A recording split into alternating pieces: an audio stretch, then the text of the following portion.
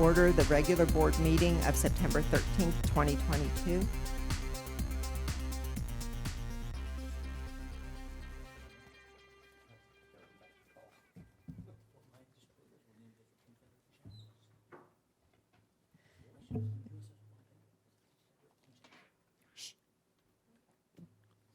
Let's start with the flag salute, and I'm going to have the birthday girl, Miss Cutbill, lead us in the flag salute. Excellent.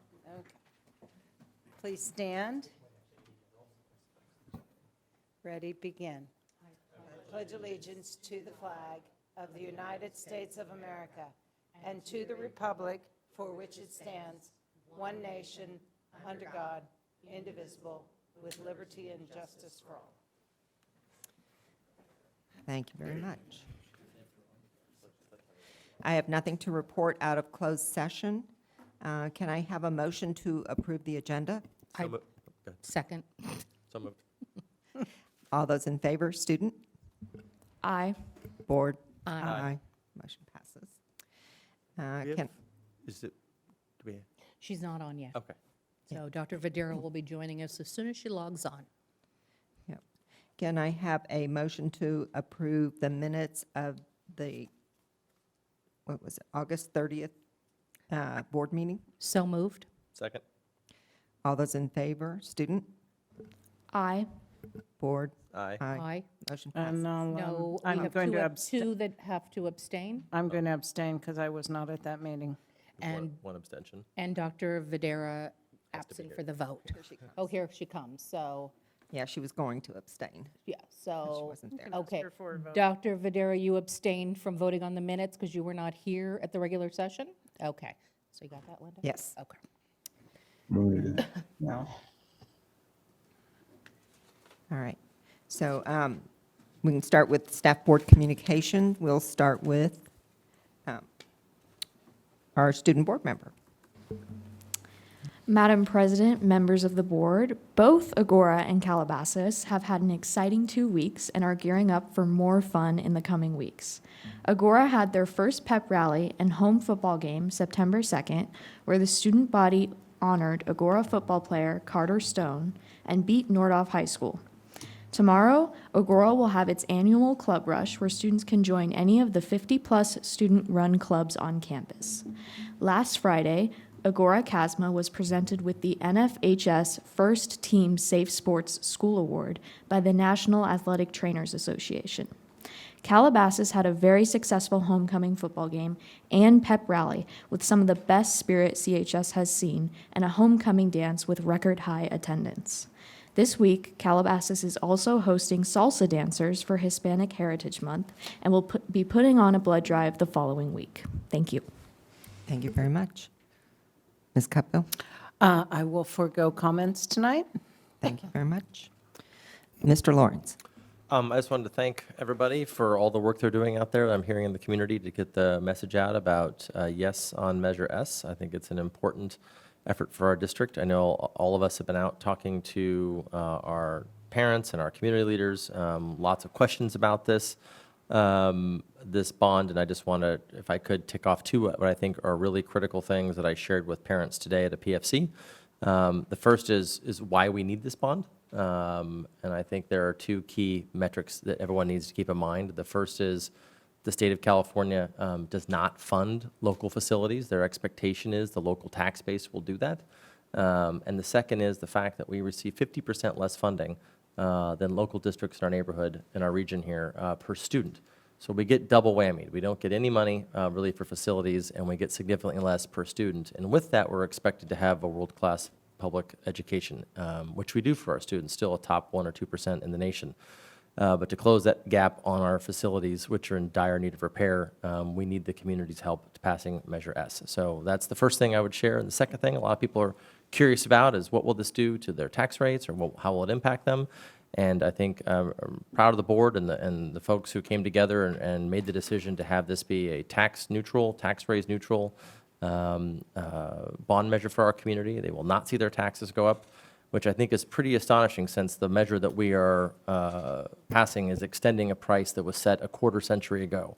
So we've not indexed for inflation. We've not raised it to go with the times. We are simply matching what a generation of this community did a quarter century ago to do it for the next generation of our kids. So I thank everybody for getting the word out there and for helping to make sure that any confusion about the bond is cleared up, and they recognize that this will not raise taxes 1 cent.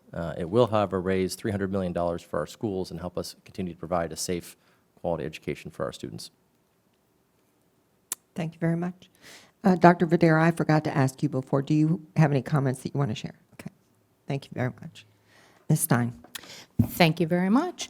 It's still back to school night season, and I want to thank all of our principals and teachers and parents. It is so much fun to get out to the schools and see real people in person again after all these years, and the turnouts have been just phenomenal. So thank you to everybody for partnering for the success of students.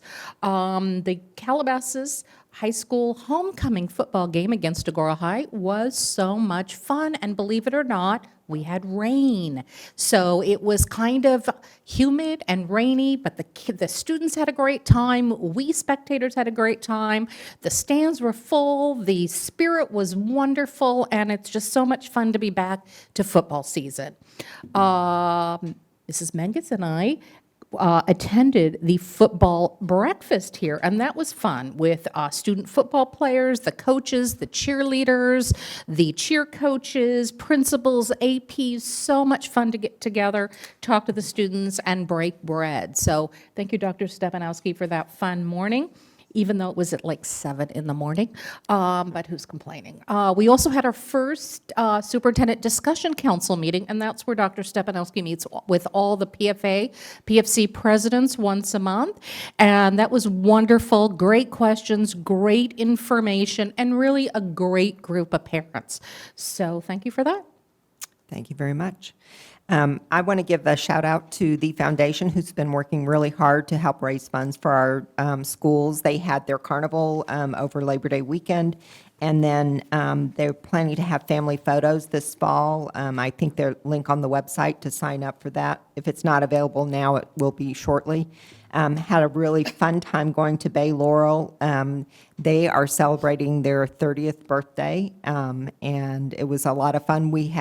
They had alum at this meeting from the very first class at Bay Laurel, and some of those alum now have students at Bay Laurel, and they even sang the school song, which is totally different from the school song now, and introduced the students to a VHS and what that means, and it showed them what a TV looked like, and that's how they played the old school song. It was a lot of fun going to the football game, and it's been a lot of fun going to several different schools for their back-to-school nights. Some of the newer principals, and it's their first assembly because they became principal right during COVID, and so they had done assemblies via Zoom, but this was their first in-person assembly, and it's so exciting to see normalcy coming back to the district. So, Dr. Stepp. All right, we have Mr. Klein. Okay, so I think the board members have mentioned all these, but we've got slides for it. This was the Monday morning breakfast with the two teams and the two cheers and coaches from both sides. You can see Dr. Seifried off on the left-hand side there wearing his apron. I think he and Dr. Gleason were our chefs for the morning and made breakfast burritos for everyone. So bringing the cheer and cheer captains in was awesome and added a lot of fun and energy to the entire event. And holding the Las Virgenes Cup is Calvin Cummings, Clint Cummings' son, who is a senior on the Agora team. Yeah. Next slide.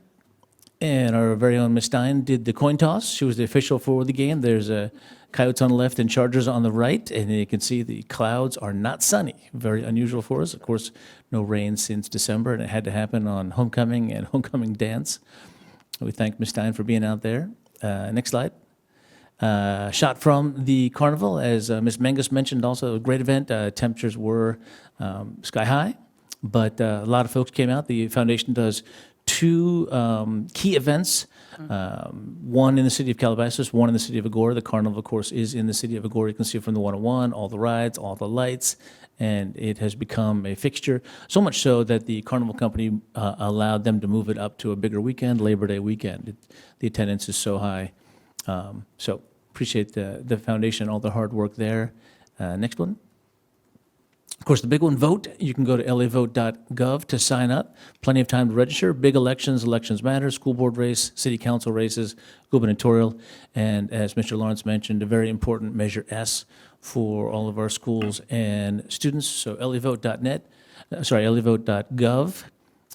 Register now. Don't wait. Dr. Finneran. Are we going to have any ballot drop box locations on any of our school sites this year? No drop boxes, but Agora High School has been picked as one of the voting centers. So it'll be Measure G, the Building G, too many bonds on my brain. The G building at Agora will be a voting location, voting center. For like 2 weeks or just on Just a 4-day. for So, what? How many? Sorry. so there is 11-day in-person voting available. Agora High School will be 4-day voting, so you can vote starting on Saturday, Sunday, Monday, and Tuesday. And that's the only location that of a LVUSD site in the district that. LA County sometimes surprises us. So I checked with Dr. Gleason even before the meeting that the only one they've been talking to us about is Agora High School, so relatively confident at this point that that'll be the only one. But it is a good reminder for our 2 directors of elementary and secondary, if any of the principals, sometimes LA County sends folks out to literally start measuring rooms. So if the principals detect anyone walking around, tell plant managers, be on the alert and let us know immediately. We do have an MOU with the county where they help us cover security and custodial. So happy to be a part of it and be accessible to the public. 4 days is an awesome option for our parents who are super, super busy. Dr. Finneran. Thank you. Madam President, members of the board, just wanted to highlight for you some of our upcoming certificated professional development opportunities. We have populated the professional development portal, staff portal, with multiple opportunities, continuing to work with principals and staff. So those opportunities are continuing to be developed. But some highlights include we are bringing back instructional rounds, which we missed during COVID. So we will be bringing that back starting in October. That's exciting. We'll be also doing some cross-grade collaboration. That will be incorporated. Also that vertical articulation that we need. Also just those basic curricular support for implementation of our curriculum, technology tools, those social justice standards and how to implement them, and the list goes on, but all aligned with our district goals, and we've had some positive responses already, so thank you. Mr. Klein. Madam President, members of the board, just a reminder for everyone, including everyone watching and anyone even who doesn't work for us, that it is benefit open enrollment time. It is time to get into those portals, into those systems, and put in your new benefits for the upcoming upcoming calendar year. We have a nice little portal that's put together for this that we work on every year to make it as easy as possible for our staff, and I'm pleased to report it's working very well so far. We have about 200 people or so have submitted their open enrollment so far. We have to get them all in the next month or so, and then we get started setting everybody's benefits up. So that's a good reminder for everybody to get into there and get that going right away. And the second thing I wanted to share is that, believe it or not, we actually have switches finally. This is a picture of Brian in my department getting the switches ready. We actually have these bad boys in stock finally. They took us about 18 months to get because of supply chain challenges, but we finally got our first shipment. They're coming in batches of about 20 at a time, and they seem to be flowing fairly steadily now, which is a good thing. So we're gearing up to do all of those upgrades, which are going to speed up our networks, make them a lot faster for our kids, improve our wireless, a lot of positive effects of these new devices going in. So we're looking forward to getting them going. Just a quick question. I know the 3rd grade laptops are still not in yet. Do we Yep. have an estimation of when those are going to come? Those I would expect. Not We that I'm actually a 3rd sent. grade parent or anything. Yeah, yeah. I'm hearing about it every day, so I'm just curious. We actually just sent them last week, at the end of the week, a list of the school sites with the accounts that they're supposed to deliver to the school sites. So any day, they should be delivered soon. Cool. Thanks. Ms. Falk. Thank you, Madam President, members of the board. Last Thursday, we hosted a multi-tiered social emotional support training and MTSS training. 65 people attended, including wellness counselors, school psychologists, school counselors. And out of the outcomes of that, Dr. Finneran, Ms. Patterson, Ms. Davenport, and myself will be planning next steps in terms of what was the outcome of that training. Ms. Davenport. Madam President, members of the board, I want to add to Vice President Stein's comments about back-to-school night. I tried to get to as many of them as was physically possible due to time and geography of the nights that they were presented, but I want to express my deep appreciation to the outstanding leadership of the elementary principals. Their presentations were energetic and thorough, and I want to comment about how the work they do is so important and how they do it is equally important, and I'm deeply appreciative of it. And I'm looking forward, as the month continues, to meeting with each of them individually as they set goals for the year, and being able to launch this year in person to really get into that cadence of classroom observations and having some rigorous discussions around best practices in instruction. Looking forward to that. Ms. Patterson. Madam President, members of the board, I also would like to state how much the middle school nights, back-to-school nights, were an extreme success. All three principals estimated that we had about 70% of our parents attend. The classrooms were absolutely packed, and you know how important that transition is and how difficult coming back last year was for our middle school students. So just the camaraderie amongst the parents, the joy they had that night, the fun time they had walking back and forth to classes and the challenges teachers set for them to, mimic some of the pieces that their own students have to do, including at Lindero, figuring out lockers and things like that. It was just really a joyful night and a sense of community.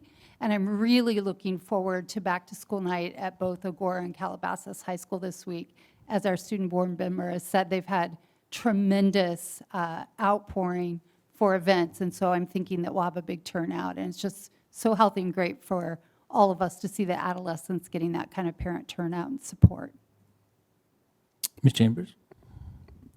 Madam President, members of the board, I'm pleased to announce that Classified PD is up and running for the fall session. Couple courses to highlight that we have coming up in the next few weeks: safety and fun on the playground, and working with students who demonstrate communication needs. A couple that have already happened over the last couple weeks. We hosted a session on the open enrollment process that was very popular and well attended, and then exploring Canva, which is an online graphic design tool. I just wanted to share an appreciation as well for our committee that is made up of Elaine Gottfried-Ullman and Jan Gill. So appreciate their collaboration and hard work on getting these up and running. Dr. Gleason. Madam President, members of the board, excited to share we're a finalist for a Golden Bell Award for our credential programs through Center edX. Tomorrow we will be doing a validation visit and hope to move on to being fully awarded. Nice. Dr. Seyfried. Madam President, members of the board, very excited that this Friday, September 23rd, the Los Angeles County Office of Education will be honoring our very own Miss Julie Steitler as our Teacher of the Year for LVUSD, and a representative going all the way to the county. Ms. Steitler is a special education teacher for us over at Round Meadow and represents all of the great work that our special education team does each and every day for our students. You see her there along with Champ the Colt when she received the honor. So we're excited to have the county honor Ms. Steitler in a couple weeks. Nice. That concludes staff communication. Thank you very much. Before we move on, I have 2 speaker cards for items that are not on the agenda. So because they are not on the agenda, the board is prohibited by law from discussing or taking immediate action on unagendized items, and comments from the audience regarding items on the agenda will be taken as each item is considered. So you'll have 3 minutes to speak. If you could state your name, and then there will be a warning beep at 2 minutes, and you have 1 minute to wrap up. And the first speaker card I have is Peter Cooper-Smith.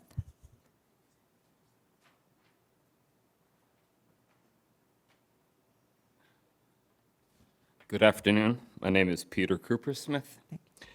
As you may or may not know, I've made 3 public record requests under the Public Records Act. Of those 3, 2 of the responses did not fall within the 10-day notification period as required by law. During the conflicts between the parents of Agora High School theater boosters and the Agora High School administration, there were many false accusations leveled at our 501c3. One of those that we breached trust with the parents of Agora. I was part of Theater Boosters for 4 years, 3 of those as president. In that time, Theater Boosters deficit financed the Agora Theater Department under the direction of David Krasner, roughly $40,000.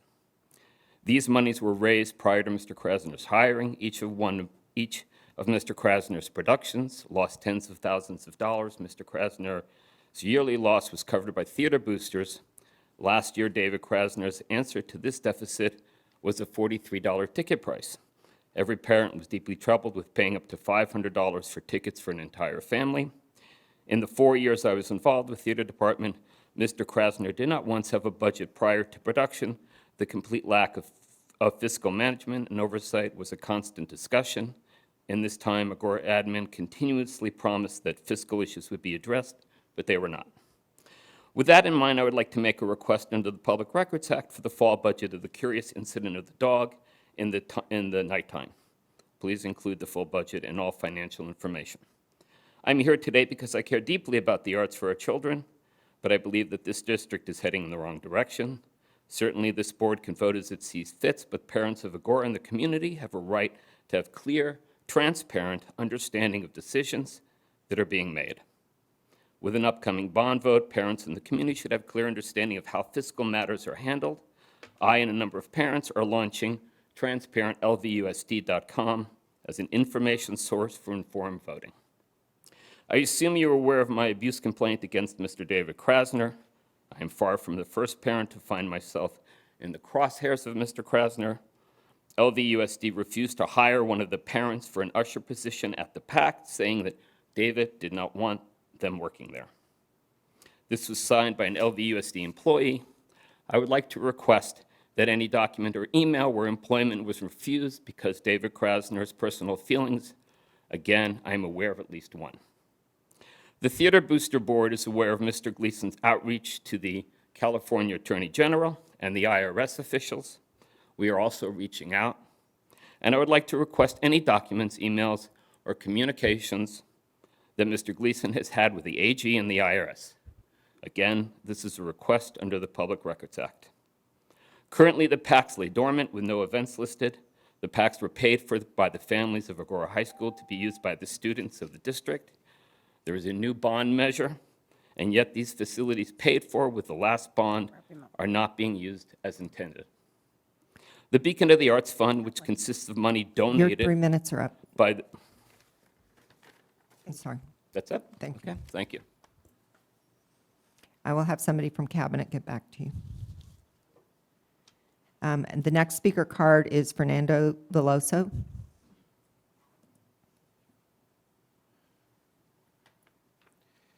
Okay, some of the stuff I was going to say changed because you explained it along the ways, and he explained some other bit. My name is Fernando Veloso. Had a daughter in the district. She's not there anymore. She moved on. The reason why you never seen me is because I was afraid of retaliation, because both Mr. Krasner and McClay has a history of being vindictive. Absolutely everything that we say here, we actually have paperwork trail to prove it. Everything he said, I actually seen it with my own eyes. With that said, I was coming to pretty much say the same thing. We're going to, with a really, really heavy heart, we're going to oppose Measure S. And the reason is, there is one thing about like how you're going to pay for it, which I commend you, like sounds great. I believe you 100%. The other thing is, there is a real reasoning behind, do we want to give money to the same people? It is my opinion, no. And this is coming from a person that believes that most of the money taxpayers put should go into education, not into people that is allowing what Krasner and McClay are doing with that school. So I've been several times in front of McClay, several times told her that all the Krasner misdoing along the way were going to come back and bite her. And I do feel like in the long run, it's going to come back and bite you guys unless something is done. And I think we're sort of at that point. Several times I offer her suggestions or whatever you want to call it to improve things what I think are fair, just to foster transparency. We never were given one document, even though we requested, but written documents, financial documents from them, we never got them. I only got one time something from NOAC, and it was a joke. If you go to the freshman seminar, you can probably do it yourself. It was an Excel file, so I'm really hoping that when we request all the financials are not that type of financials. Please tell me that it's more serious, because there is no way anyone is going to give you the money for Measure S if that's your ability to put financials together. So I'm gonna now go one step forward. I'm gonna give you all the suggestions I have. I'll forward it to Mr. Gleason, whoever, and I do think that are things that they have to change. I'm willing to go away if those things change. I'm willing to support Measure S if those things change, but there has to be real proof that those things are gonna change. Anyway, thank you very much for listening to me. Thank you. Thank you.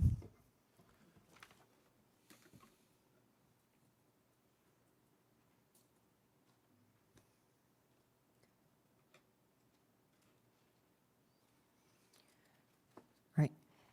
Moving on to items scheduled for action.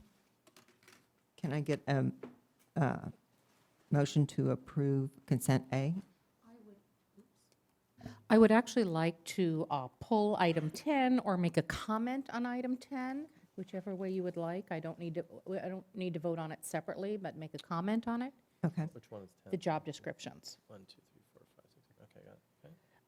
I don't want to hold up the job descriptions, but we've had discussion in the past about a value statement about students that we want employees to know that they will be working with students, student focus, sensitivity to students. And as I was reading through the job descriptions, and we'll get to the PAC ones later because they're an action item, I'd like to see that really in, higher up, really spoken. We know it, it's implied, and the job descriptions are excellent, but like I said, we've had this discussion before as a board, so I don't want to hold these up because our next board meeting's in 5 weeks, so Can't we just amend it and add that? We've done that before. For instance, even with custodial positions, we've added in a line about working with students. I mean, that seems an easy fix. Is there just a boilerplate that can it sounds like what you're saying. That which can makes sense, always should be in a part, every- it should be a part of any job description. From bus driver to, you're smiling, so I'm guessing you have one somewhere. No, you don't have one? Oh, okay. I know it should be you, but you were smiling, so. Somebody has Oh, one. you're just happy we're not talking about you. Now I got it. Okay. Do we have just a boilerplate line that can just become the standard in any job posting at any level, classified, certificate, that we just always put in there? We could do that if that's the board's direction, yes. I mean, it Yes. seems like a no, yeah, Perfect. so. Do you have one in your mind? No. No. So, do you know what it says, Dr. Cyphers? Yeah, for the, and this is something that we have talked about with our committees as well. So if Okay. it's the board's desire, we could include this in all job descriptions. It would say all LVUSD, and then you'd insert the name of the particular position. Are required to work effectively with LVUSD students and be dedicated to fostering academic and social emotional growth within the LVUSD student population. I like that. So And- moved. Motion to amend. Wait, Oh. I'm not done. And She's anything on a in the roll. body of the job description, duties and responsibilities that aligns with students, it's standard to kind of read through them, and the priorities are listed at the top. So if we could move any student areas of discussion or wording about students to the top, that would be great. Staff So is again, happy. it shows our values, speaks to our values and our goals. Yeah, staff is happy to take board direction on that and Does that work for have the everyone? responsibilities so that the top ones are the student-centered ones. Okay, does that work with everyone? Board? I'm good with that. Okay, then I move to approve consent A, subject to those job description changes that Dr. Cyphers mentioned. Because we are talking about it, I'm going to come back to Mr. Gleason, because I feel like you shouldn't get off scot-free. A couple of these are related to the health department, our food service. I noticed none of them talk about some of the things we've talked about, like curating a more well-rounded menu, and so are any of these roles involved in that role? These are just purely preparation and service, because I will read it again, the complaints I'm hearing about the food. Yeah, this is line staff supporting the prep and service, not the vision, structure, menus, macros, any of that. Okay, Yeah. great, thanks. Motion to accept your amendment. Okay, I moved for that. We Oh, need a second. I second. Okay. Okay, all those in favor, student? So wait, we're voting on, did we On pull consent? No. Did we pull we number 10? amended- discussed it? We Amend- amended that one item, so moving that's with the amendment, To right? approve consent A with the amendment. Aye. Board? Aye. Aye. Okay, motion passes. 5-0. Okay. Yeah. Consent B, can I have a motion to approve consent B? So moved? Is there a second? Is this both, sorry, what? Yes. No, she needs Yes. a Altogether. second. Yeah. But this is both Yes. P-docs, so we're dealing with. That's last- correct. Okay, 'cause I didn't, great. A motion, second. All those in favor, and this is a board vote only? Aye. Aye. Motion passes 5-0. Yes. Okay. Unless, are you voting aye this time? I voted aye, Yeah, yeah. okay. Due to the change we had, yeah. Okay. All right. Moving on to action items. Approval of unaudited actuals. Dr. Stepp. Dr. Gleason? Madam President, members of the board, want to invite our new Director of Finance and Accounting, Ms. Brenda Cho, up to the podium. We have been working, as the board knows, we are a brand-new team over in the business office. Ms. Cho has not hit her 1-month anniversary here yet, but has been such an amazing partner in putting together and finalizing the unaudited actuals package. Per Ed Code, we need to bring this to the Board of Education and submit it by September 15th. So we are meeting that requirement, as well as to certify our good fiscal position through our multi-year projections. So we go to the next, actually, I think I have, so we do have a full report in the agenda item that outlines these items for the board, as well as the full SACS package. We are not going to go into that chapter and verse tonight because we do cover those details in Finance Committee and other committees. However, tonight, should we, any headlines the board want us to unpack at a deeper level, please let us know. Ms. Cho. Madam President, members of the board, just want to say thank you so much for having me today. Also want to share how excited I am to be joining this team, community, surrounded by really great, dedicated people. We'll be presenting tonight the unaudited actuals for 2021 to 2022 fiscal year. Our independent auditors, Eide Bailey, will be reviewing the financial information and conducting their audit, and this audit is scheduled for the first week of October. As you know, with this budget cycle, and as Dr. Gleason mentioned, we will be back in December to present the first interim report to the board. Okay. This chart here outlines the estimated and actual revenues for 21-22. Total revenues for the year were $137 million. This is higher than what was estimated, mostly due to the one-time grant fundings. Okay. And this slide here just highlights some of the federal revenues and the grant, one-time grants and funding awards. Can you go back a slide? And these are all one-time, or they're one-time 1 year, or these were multi-year? I'm trying to remember what these were. Yeah, so these are, so we could go grant by grant, but they're mostly multi-year COVID grants that had, all funding came up front. It was not deferred revenue. But the expectation is like on okay, so that is all of this banked this year, and then we spend it over the next 2 to 3 years for some of these? Is that how it works? It impacts our bottom line budget this year, but not for next year, from an incoming revenue perspective. Is that correct? It's grant dependent, so we were really strategic in how we structured this. Board gave direction on some strategic initiatives, as you know, in terms of elementary counseling and visual and performing arts teachers. So how we structured that is, in the first year, we used grant funding that was going to expire that fiscal year. and then rolled it over to the ESSER 2 grant, which expires in the next fiscal year, so that we extend the life of a program through different grants that are applied to the budget stream. And this is all outlined also in the LCAP, correct? This is outlined in the LCAP in terms of how the expenditures in the adopted budget.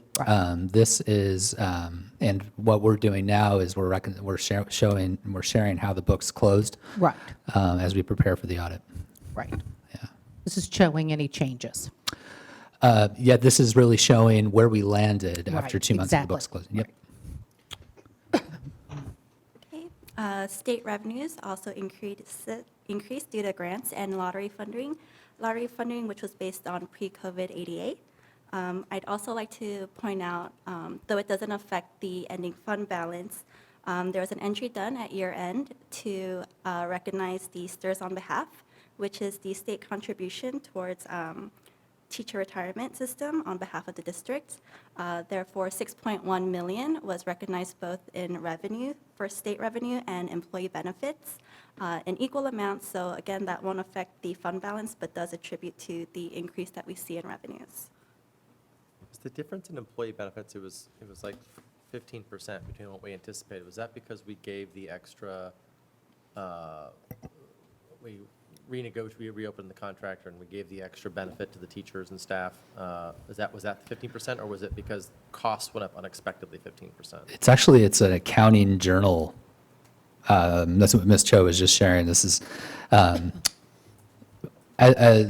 we've talked about this at the board level before, how STIRS says there's a contribution from the state, but that funding never comes to us, and we never send it back. That would just be a boomerang. So the way we do that on the accounting front, what they've asked us to do now is to actually book it. We didn't used to book it in the past.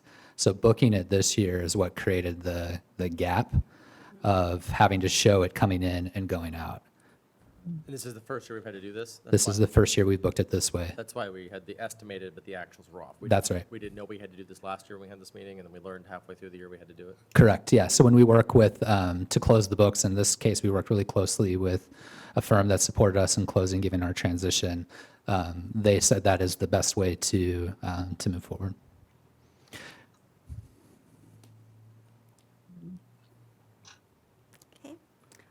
Local revenues also increased, and as outlined in the reports that were provided.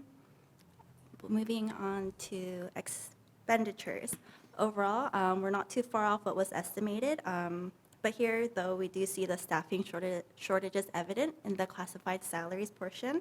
And again, as Dr. Gleason mentioned about the STIRS on behalf contribution, which shows that 15.95%, and again, that's just a journal entry done at the end of the year to recognize the contribution from the state. Just highlight here the classified salaries. The reason they're under is we had, of course, post-COVID, a lot of unfilled vacancies. Special shout out to Ms. Falk, because a lot of these were in special education and made amazing things happen with those vacancies.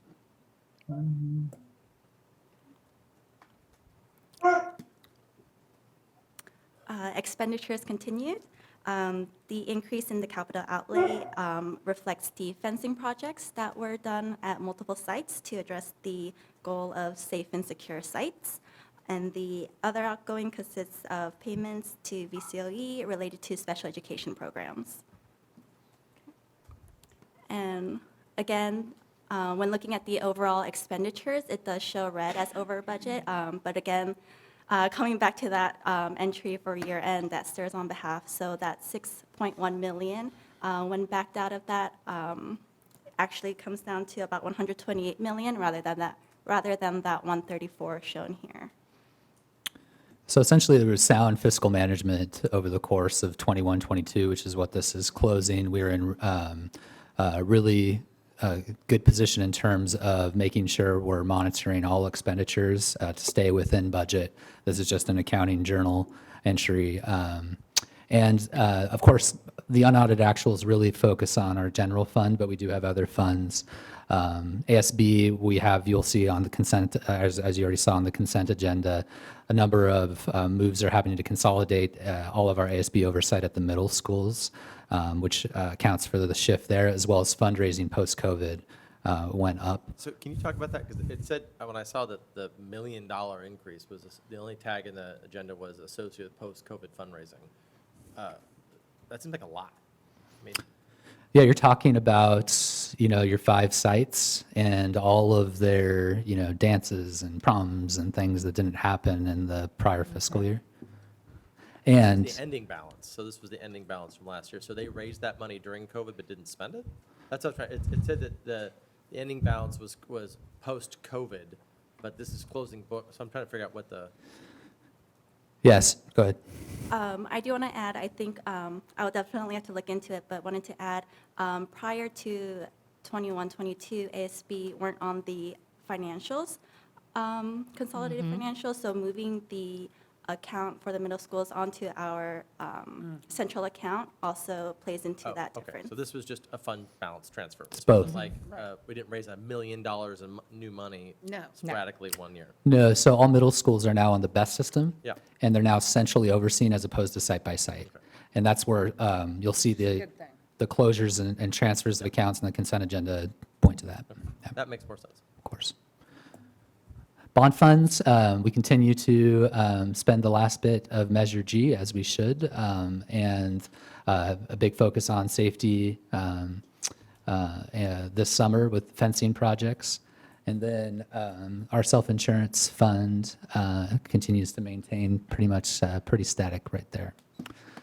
Our multi-year projections, looking out over the course of the next 3 years, we are looking to stay over that minimum reserve, as well as we also have Fund 17, which is a new committed fund that we designated for certain projects in the spring.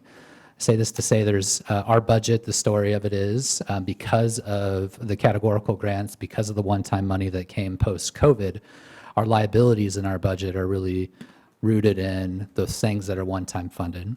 And our board, given the sound fiscal management, has the tools to determine the priority projects as we move forward, but also adjust and right size to our shift in enrollment, which is a later agenda item.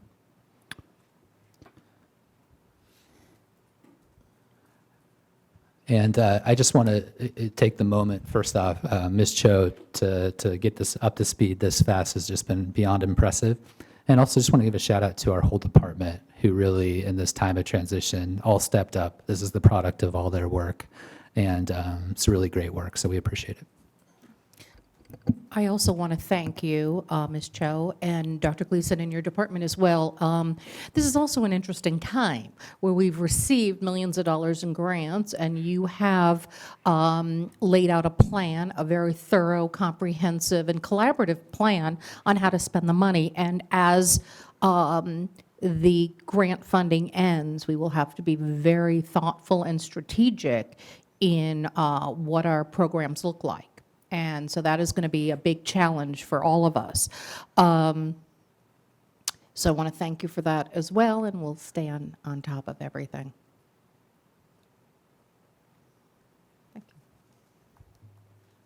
Does anybody have any questions? No. Motion to approve. A second? All those in favor of the approval of unaudited actuals, student? Aye. Board? Aye. Aye. Motion passes. Approval of resolution number 7-22, resolution to repurpose Chase account 1865. Dr. Gleason. Madam President, members of the board, spoiler alert, we already talked about this a bit. The middle school associated student body accounts are all being consolidated under central oversight at the district office.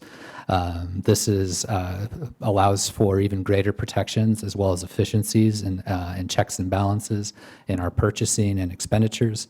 And in doing that, we had to take a lot of site-based bank accounts, transfer to a central account, and then we're closing those site accounts. And while that's normal banking in general, because these are the transfer of accounts, we always want to make sure we have the board's authorization through a resolution to make these moves. Since this is a big change for the district, and all of this money will be consolidated into one physical bank account with separate accounting for each school, each middle school's ASB. So they will really oversee it. There will be a lot of communication, I'm assuming, so that the schools have the information. And who will physically do the accounts payable and the accounts receivable? So we, and this preceded Ms. Cho and I, we hired, we have a full-time person that is working, Barbara Diaz, to manage the whole accounts payable for ASB for the 3 sites. In terms of the accounting for the respective sites, we'll just make sure the SACS coding is linked in terms of location codes to the right sites. And Ms. Cho and Mrs. Diaz will meet. Ms. Diaz is at every site several times a week already. And then Ms. Cho, Ms. Diaz, and I meet once a week. And then we're going to have Ms. Diaz meet once a month with the principal and site to make sure that they're looking at the books, revenues, expenditures, making sure it matches. Right now, our sites are anxious, understandably, to pay some bills in terms of advances and deposits. And we've had to ask them to hold off because we want to make sure we have the board authorization to make these moves to get the cash in the right account to pay the checks. So tomorrow, Ms. Diaz, Ms. Cho will be starting to do that work. And thank you very much for that. And as far as balances in the account, will there be some questions asked or looked at? Is the right amount of reserves in there? Is it too much? Is it too little? I mean, adjustments may be needed in all of that. Absolutely. This really, one thing that with the central oversight, we really have CPA level accountants overseeing these funds and can really educate and support the sites in an area where, there's been some turnover in the past. So I say that to say we definitely will, first off, we'll always make sure that they're up to date, make sure if there's any mistake made, we correct it. Second, we always want to make sure kids are first. Right. So like right now, there's a deposit for Yosemite that needs to be made.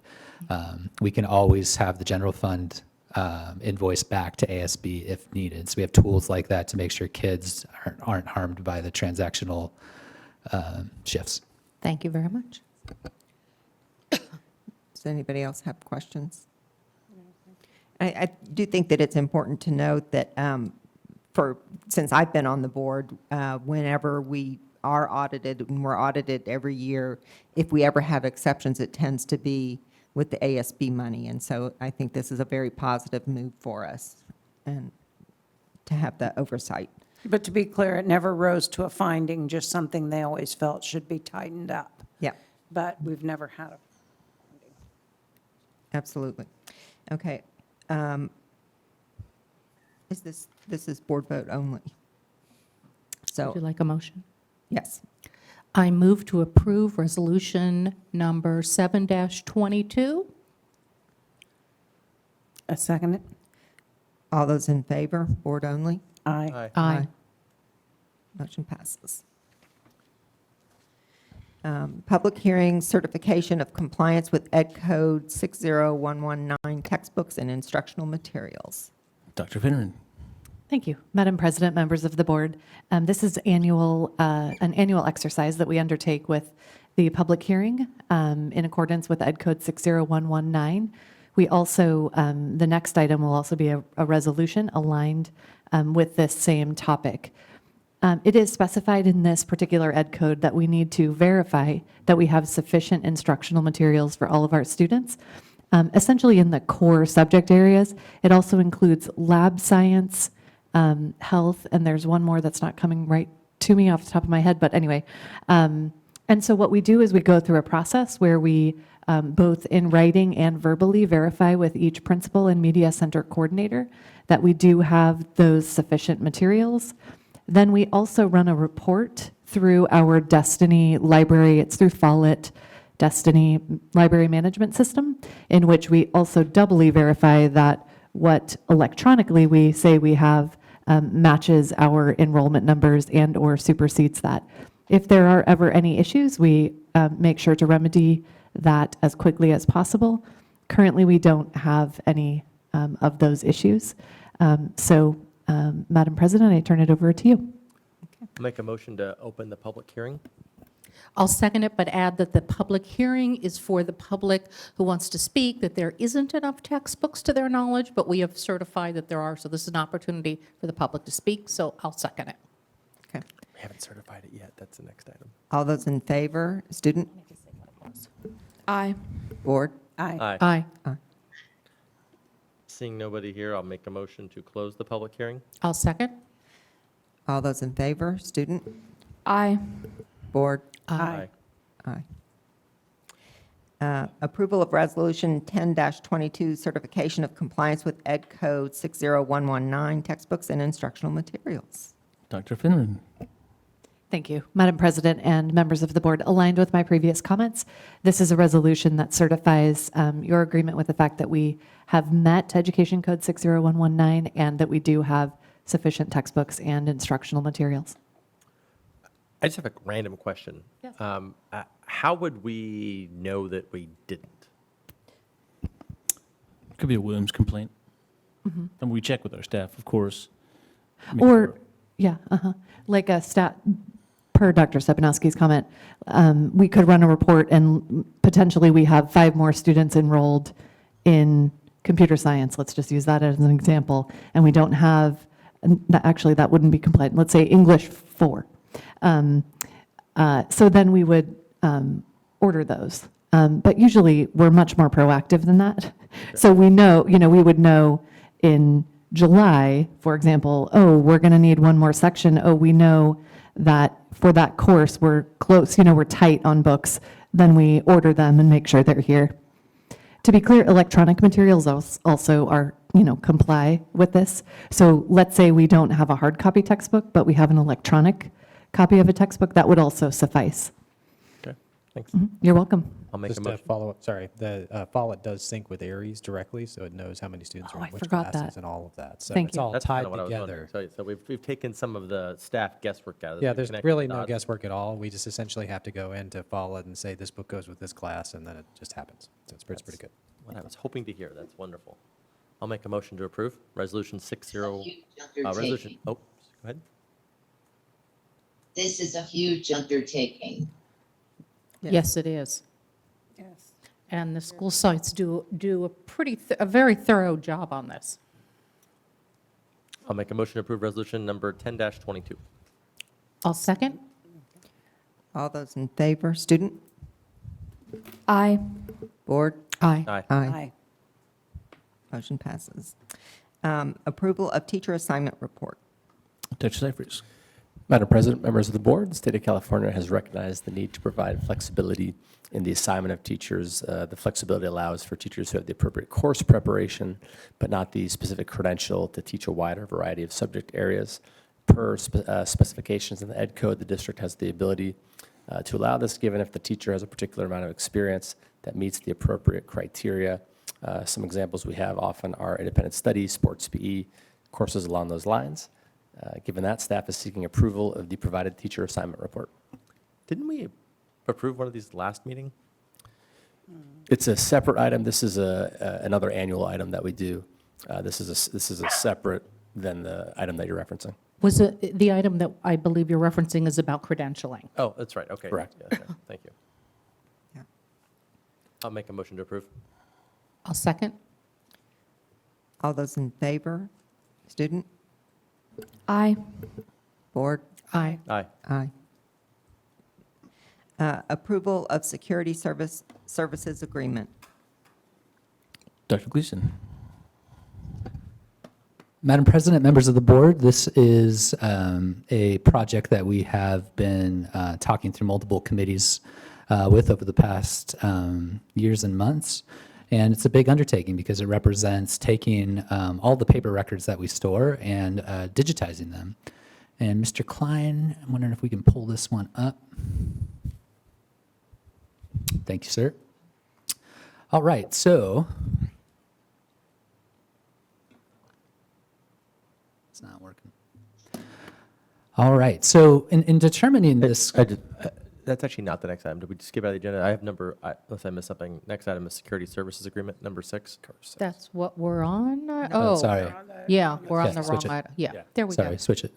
Thanks. All right, similar intro though. So It was many years of work. Lots of committees have worked on it, so there you go. yeah, here we are. So the district, with the board's direction, has made sound security investments over the course of this past summer.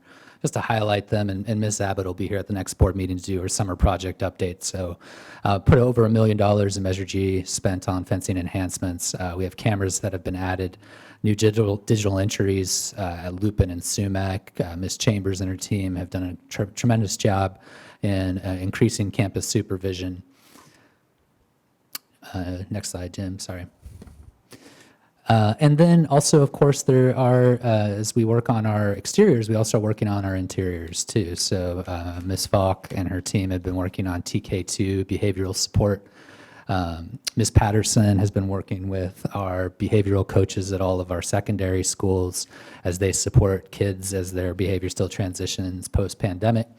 We have 2 Title I funded counselors at the middle school, a new diversion program to support student behavior, and also behavioral coaches working closely with our pupil services department. All this to highlight, from the exterior to the student supports at school, we're doing everything we can to meet kids where they are and help them grow. Next slide. So the next slide speaks to some Ms. Patterson, Dr. Finner have been going through. So really working, we have teachers on special assignment that have been receiving training from Pupil Services Department as well as the Ed Services Department on focusing on student relationships and understanding the antecedents of behavior. Really the goal is to help connect kids to use misbehavior as a sign of a deeper need and find what that deeper need is, whether it's nutritional, whether it's counseling, whether it is mental health based. So they're really leaning in and supporting our kids of high need. And I know Ms. Patterson, anything to add to those coaches? I would just add in helping them mend relationships with each other.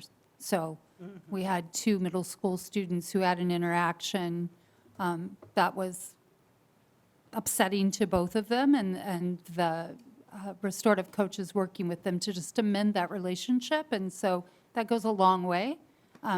We're hoping that over the next few years, it really makes a difference in the middle schools. And while we're calling them restorative coaches, and that could be their job designation, they're really like having extra counselors at schools. I mean, they're extra supports for students. I think the additional capacity they bring is to observe a student quickly in a gen ed class and give some feedback to the teacher on how to support the student. And I think of them a little bit more as having the time to go back and talk to teachers when they have mended a relationship, help a student talk to their teachers about supports they need. So yeah, a little bit like a counselor. It's been a wonderful addition, all of these supports, as students have had adjustments coming back after COVID. Yeah. So I share the scope of this RFP. Next slide. It looks like Mr. Klein. Looks like Mr. Klein and Suri are working on this one. So I share this to say as another layer of support. Our LVUSD has, as the board knows, been the recipient of 2 Prop 56 competitive grant awards that are focused on targeting both the risk factors that are related to substance use, specifically vaping, as well as helping mitigate this in the student body. We have, as the board knows, been working for 18 months trying to use these Prop 56 funds that we were awarded back in 2021, and have just run into challenges in terms of workforce shortages and partnerships with different agencies that we've tried to work with. So in the spirit of not giving up and continuing to be creative, we submitted a modified RFA to security companies, because a lot of private security companies are supporting not only with security, but also with substance use mitigation education, so they meet the needs of the grant. So a portion of this project would be funded, not entirely, out of Prop 56. So we go to the next slide. Thank you, Mr. Klein. So we're looking at 3 full-time security specialists. Covered 6 was our finalist, as outlined in the agenda item. All are former law enforcement. We'd have 2 stationed at our high schools and then 1 rover who would be connected to K-9 access through Gold Coast, who is our current K-9 contractor that we've been using to support identification of substances on campus. And the goals of this are to support with our substance use mitigation, inform our security efforts, and work closely with district staff. And Lost Hills is just another layer and level of security on top of those that were aforementioned at the beginning of this. In terms of just kind of look and feel, given that this is a new frontier, if you will, for the district, this is what the vehicles will look like, as well as the uniforms. We do have, these of course will be unarmed security specialists, and we do have so much latitude in the contract as written if the individuals that are assigned are not the right fit, if we want to adjust any of their uniform or any of their approach. And they all have, again, a deep understanding not only of campus security, as well as helping with education, proactive education, and substance use mitigation through their agency. I had a quick question about that. So for I know in the agenda item it says educating students and parents regarding illegal substance abuse, like on a high school site, like what would that look like? Would it be through a class or like an assembly? Great question. It'd be classroom lessons. Okay. In terms of parent support, it'd be parent education opportunities. And really, the goal is to also understand that sometimes students are using because there's an addiction or a targeted marketing. Help them understand the targeted marketing, help them find pathways to get off the addiction in ways that are safe and supportive, as well as to ensure that we don't have these illegal substances on our campus as well. Dr. Vadera reached out to me earlier today, and she was asking if the covered 6 officers assigned to the school would be the same officer every day, so that there would be a relationship. Absolutely. So it's the same specialists, all former law enforcement. We've really, throughout this process, it's been a multi-month process where we even visited their facility out in Moore Park. And we will have a modified interview process as well to make sure that we get to meet with the folks that they're assigning to make sure they're a good fit for the sites.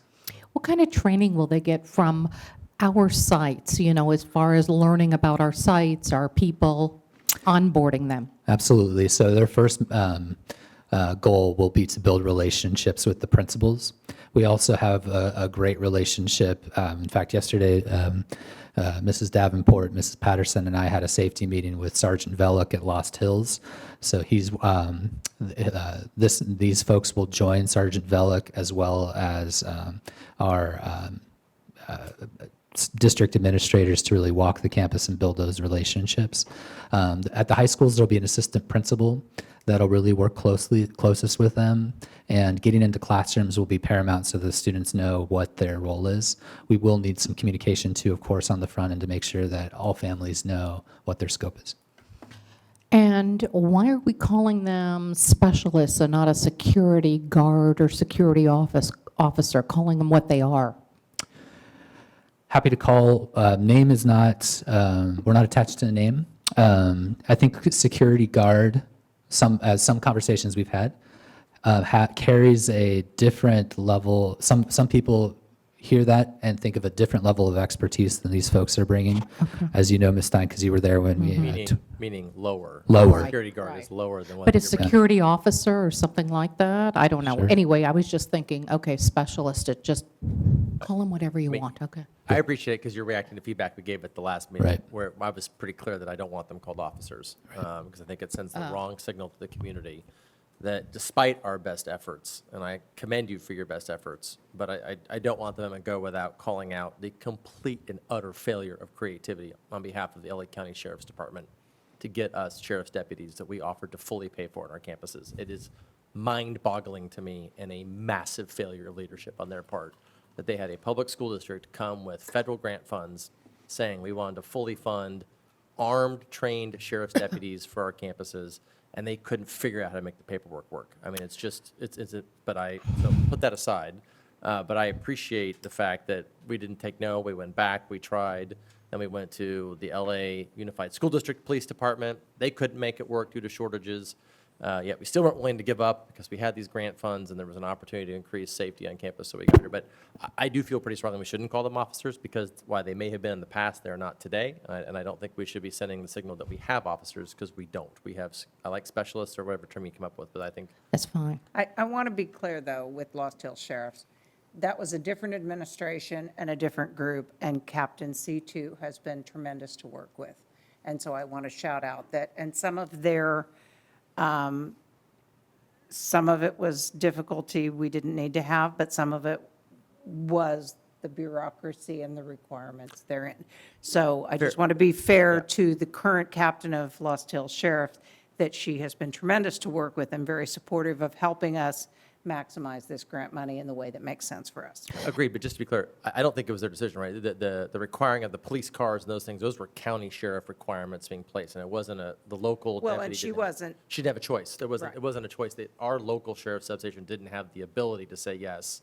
They were getting directions from the county sheriff Well, that made it impossible for us to make this. here's the problem, because I sat in on most of those meetings, was $350,000 in the bottom line for an officer and a car, and then paying all the additional litigation expenses that they toss in there. The bottom line is the Lost Hills Sheriff's Department is down 19 sheriffs. Yeah. So there wasn't anywhere to get them from. So I wanted to also, in somewhere in this presentation, I'll do it now, commend Dr. Gleason and Dr. Stepanowski for your creativity, because there were many, many meetings with the Lost Hills Sheriff's Department with various captains, and I think the intent was there. I think they met with us and tried to negotiate with us in good faith.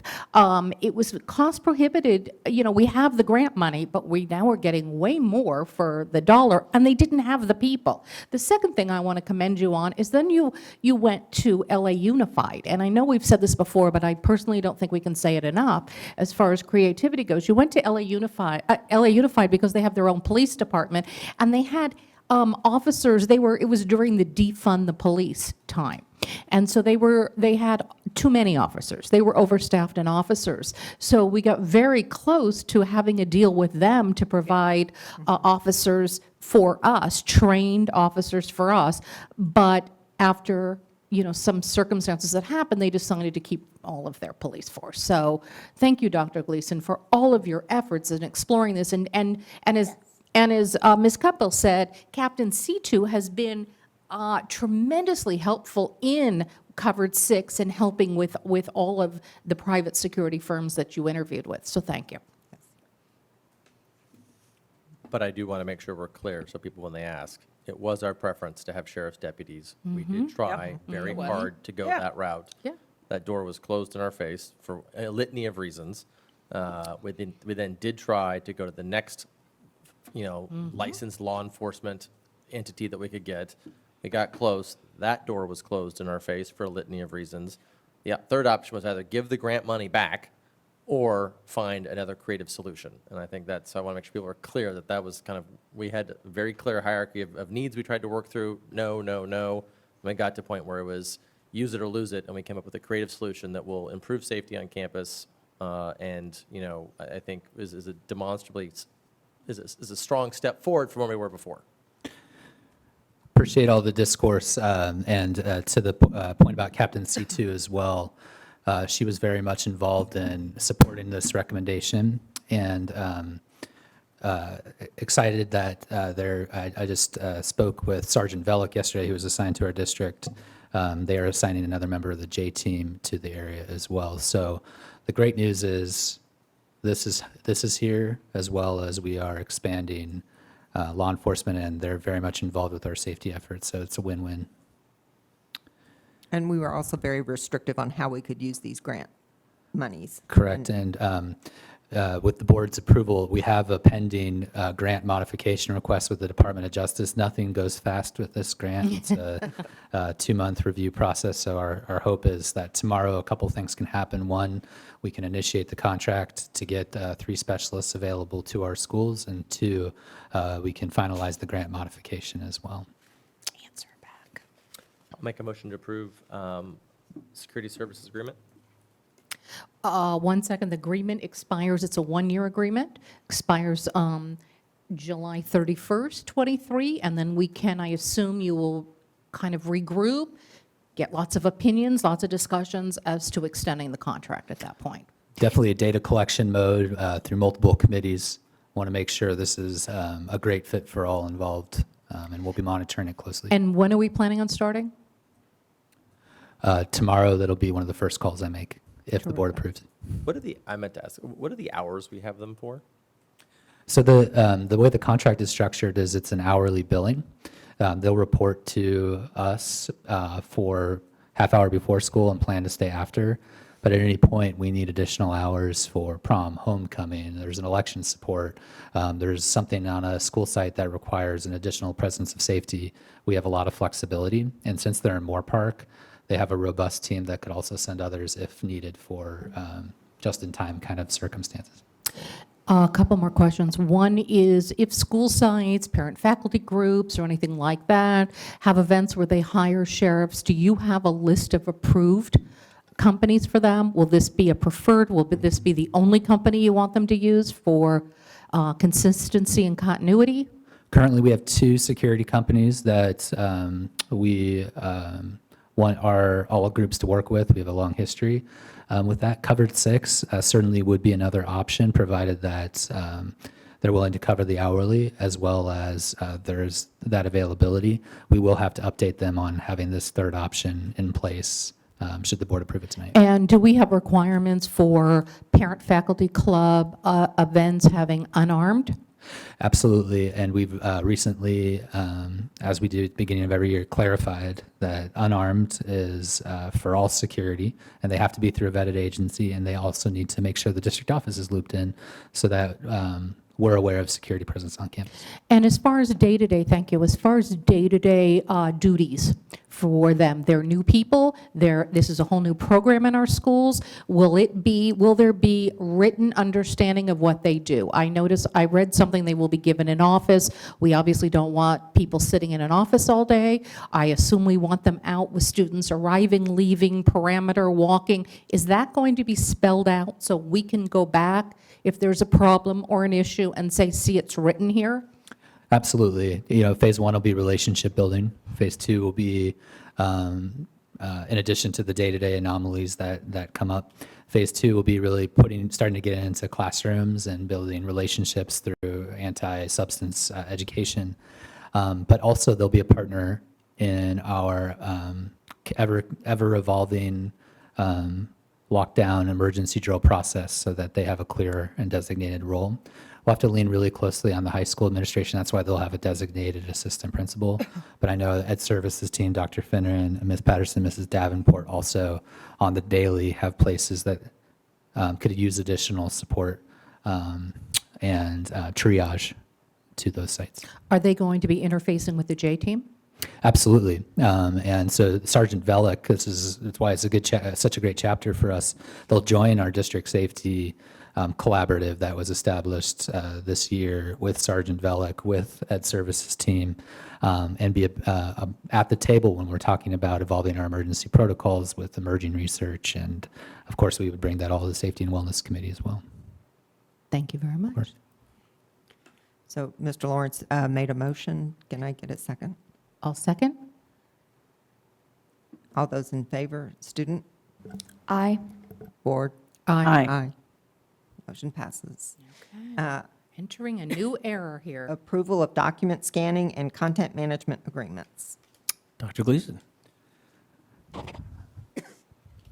The intro to this is a lot similar to the intro to the last one. Multiple committees involved in a really thorough process, and want to really highlight the thorough work of Kelly Beater, Mr. Klein, and others in Mrs. Rawlinson in doing the research on how to best approach this.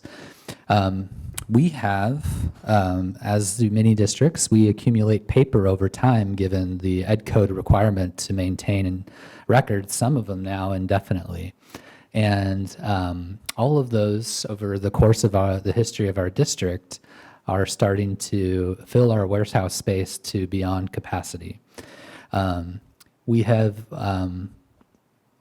spent a good amount of time really being thorough in terms of researching the best way to approach this challenge of taking everything that's paper and digitizing it, and what is the right timeline, and how does this, is now the right time to start? And, one thing right now we want to really recognize and take advantage of is we're out of space in our warehouse for storage of everyday goods that we would buy normally in bulk.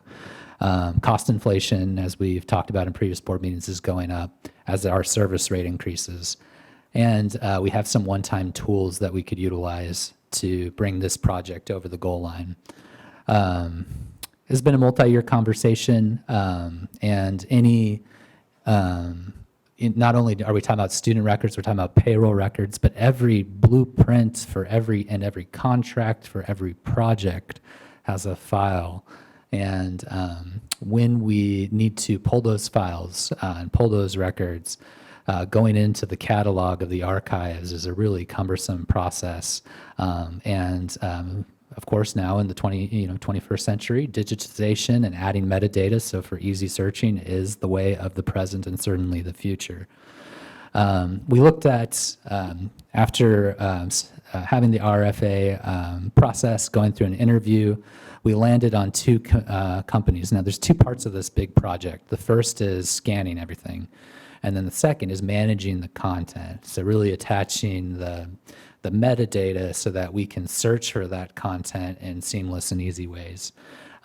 We found, in terms of trying to find the best at each one, this is how we landed on these two companies. We looked at, in terms of the cost inflation, just want to share, over time, costs of scanning have gone up, have increased, as have blueprints. So one of the things we want to take advantage of right now is the current cost per box that's quoted in the contract, knowing that service rate and inflationary costs could get in the way if we delay this project anymore. When we're talking about total approximation, we're looking at, over 2,000 boxes, not to mention all our rolls and blueprints. Just to give the public, I know the board has, through different committees, has had a chance to see these photos and see it also. Several have seen it in real time, but this is what our warehouse storage looks like. So these are blueprint rooms. Here you have just archives, boxes and boxes and boxes. I said this looks like the government storage warehouse where they put the Ark of the Covenant in Indiana Jones, and it was hidden forever. Sorry. Dr. Gleason, is there a legal time frame, that you have to keep student records, staff records, blueprints, all this? Like the IRS makes you keep 5 years or 7, whatever they do? It varies by the actual record, but yes, there are requirements. But if we have it digitally, that suffices. That's easy to do. We wouldn't want to not put anything into, scan anything, right? Yeah, no, I'm just saying if we didn't do this, do we have boxes that we can throw away, that we can shred, or do we regularly shred? We do regularly shred things that are not required, documents that are not required to be retained. The challenge is that the law changes and shifts. So some records now we have to keep until the student is 40 years old, as an example. And so going through and culling the student records for the document has a cost to it as well. That's right. Labor costs, yep. Here's more blueprint rooms. Are there some documents, is there a line in the sand where at year 2000 we started making student records were digitized, or are we still all in boxes? Mr. Klein? Yes, once we went to Aries and actually started storing all of our records in Aries, we were able to stop hanging on to paper documents. So a few years ago, we instructed our elementary schools to stop keeping their CUME files and those sorts of things so that we could just go all digital in that regard. So in the long run, what's going to end up happening is there's going to be less and less paper scanned into this system. This is primarily going to be for an archive, Yeah. and we'll only use it for something that's handed to us on paper. We even scan all of our registration documents actually already directly into Aries. So when a student enrolls, we have their proof of residency and all that kind of stuff right there in the Documents tab in Aries, and people can pull them up at any time. So then this is old documents. Encourage our booster clubs to digitalize. Yes. Encourage booster clubs to digitize, Kate. Yes, yes. It's a great idea. Dr. Gleason isn't kidding, as Mr. Klein said, that this is a years in the making Yeah. Wow. process. Several years ago, Mr. Klein and I said we have to get Yeah. everybody to digitize, so that started. Let's look at some more of the, look at that. So there's just some more pictures, more blueprints. And why do Dead we Sea keep Scrolls. those? This is all back in the warehouse Yeah, area, but why do we keep them? because we have to. We have to. Oh, okay. Yeah. Well, especially the blueprints. The blueprints are challenging Because because look at you them. usually what you have is you have a set of as-builts, which are your actual. This is how the facility was built, and then every time you modify it, they don't actually redraw everything. They only draw the modifications. So Right. you end up having to go back through all of these steps of blueprints. all And the way have back we to had the to do that before? Have people had to do that, go back and get blueprints out? Oh, that happens all Yeah. the time. Yeah. Yeah. Anytime you want to do construction on campus, because you want to avoid cutting conduits, and right. you know, Yeah. you want to know where the electrical is, you want pathways, you want what boxes are connected to what. You need all of that stuff. Yeah, the blueprint part's huge. And you think about our, leaky roofs and all the construction projects that are on the horizon. Of course, those would bring an exponential increase. And that's why you have to have a specialized company for this kind of level of stuff, not just volume, but the, So how long does it take for a company to come in and digitize all this? And then do they shred all the papers? Yeah, absolutely. So this is a very carefully monitored process. So they bring in staff. There are cameras that are monitoring the staff because of the highly sensitive nature of some of the records. So there's close monitoring there. They quote in this contract, it's 1,200 boxes in a year. So one of the things we really weighed out was, so it's going to be about a 2-year project, year and a half, 2 years. One of the things we weighed out is, do we want to try and do this on our own? Do we want to try and have the hardware infrastructure? And we really want to make sure this project is only as good as their trust and the metadata that we attach and the quality of the scanning. And so just in terms of cost research, it makes the most sense to have a company do it and a company do it as fast as possible. Has this company done school districts before? Absolutely. Jim, do you want to speak to their history?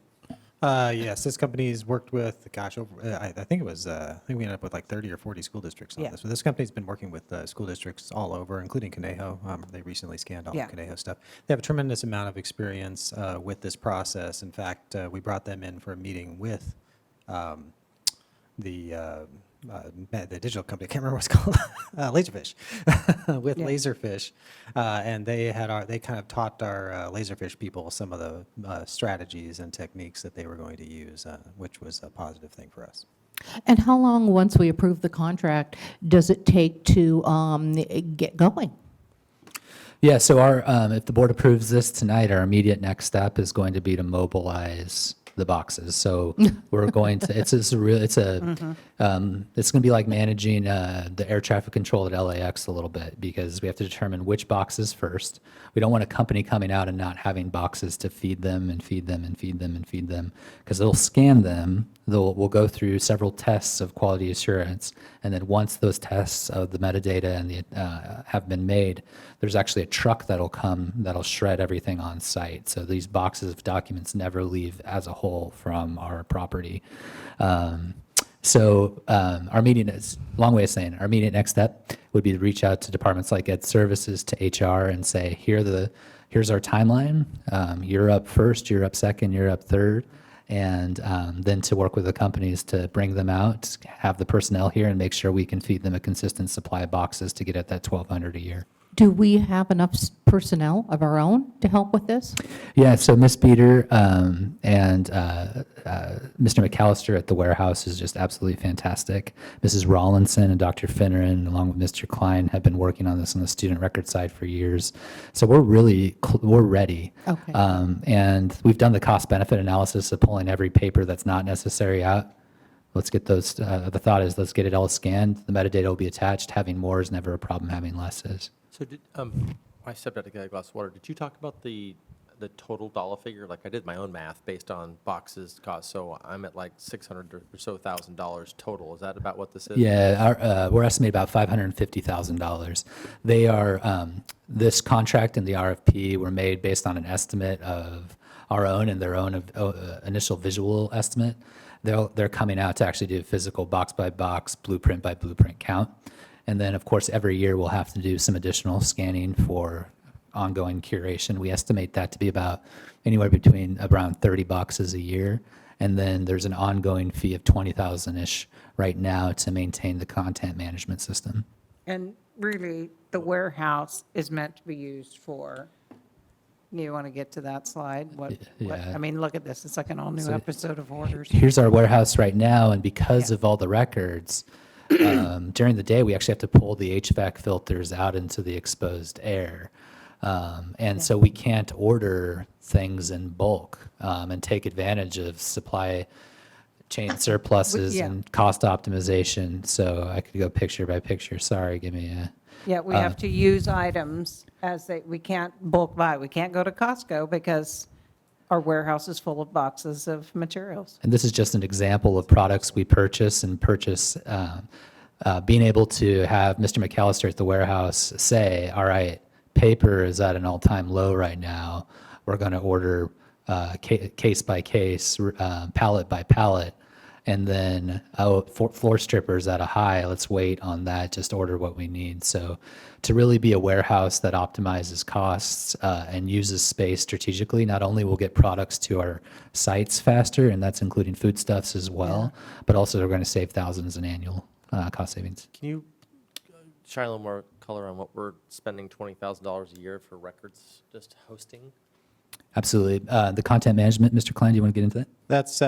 That's storage costs, among other things. So essentially, these systems are hosted on AWS and other services like that. They're actually going to be hosting the server and everything online. So it's a combination of the maintenance and the storage space that we'll be using up. That seems like a lot to me. I mean, I've done deals with AWS, but I mean, like, we're not that big. We're talking about, 2,000 boxes of single sheet scanned documents and some. I mean, this is like, I mean, we could probably put 1,000 boxes on one 50-gig hard drive. So what else are we trying to? Well, you got the cost of the software licensing too, and the number of users that you have accessing it on a regular basis, and there's data transfer rate cost. There's a lot of costs associated with it. But Laserfish is expensive. It just is. Most of these document management systems are expensive. We did actually go out to bid for this. Yeah. We got a number of bids on it, and this one was actually far lower than some of the others. We had one that we preferred So it's not just that was more storage. expensive. When you talk about document management, what does that mean? That's the actual application that they use to manage the documents. So you can, for example, you need to be able to get into a system and do the search. So you search for metadata, for example. I want to search for all the documents assigned to Joey Smith, and then you can narrow it down, and I want his grades only. And then you can pull those documents down, and you can say, okay, I want you to OCR this now so that I can search all the content, the full content of it. So let's say I'm looking for a contract, one of those big, thick ones that we get. It's 400 pages. I can scan that document in, I can tell it to OCR, and then I can search the full text of that to find the page that I want. Functions like that. It has some capacity to share. So if, for example, a parent contacts us and says, hey, I'd like to see my student's records from 1976, we can pull up those student records and say, share this temporarily with this email address. It gives them an access code. They access it temporarily. We set an expiration date, and they lose access to it over time. There's a lot of features in this thing. It even does workflow routing and all kinds of things. So a lot of capabilities. Thank you. All that to say, so we do have some one-time funding that can be used at least for a portion of this project. Getting our warehouse to be a true warehouse would be a first in decades for Las Virgenes and allow for cost and bulk optimization. We're preparing, potentially for Measure S being passed, which we would have a tremendous increase in blueprints, contracts, and whatnot.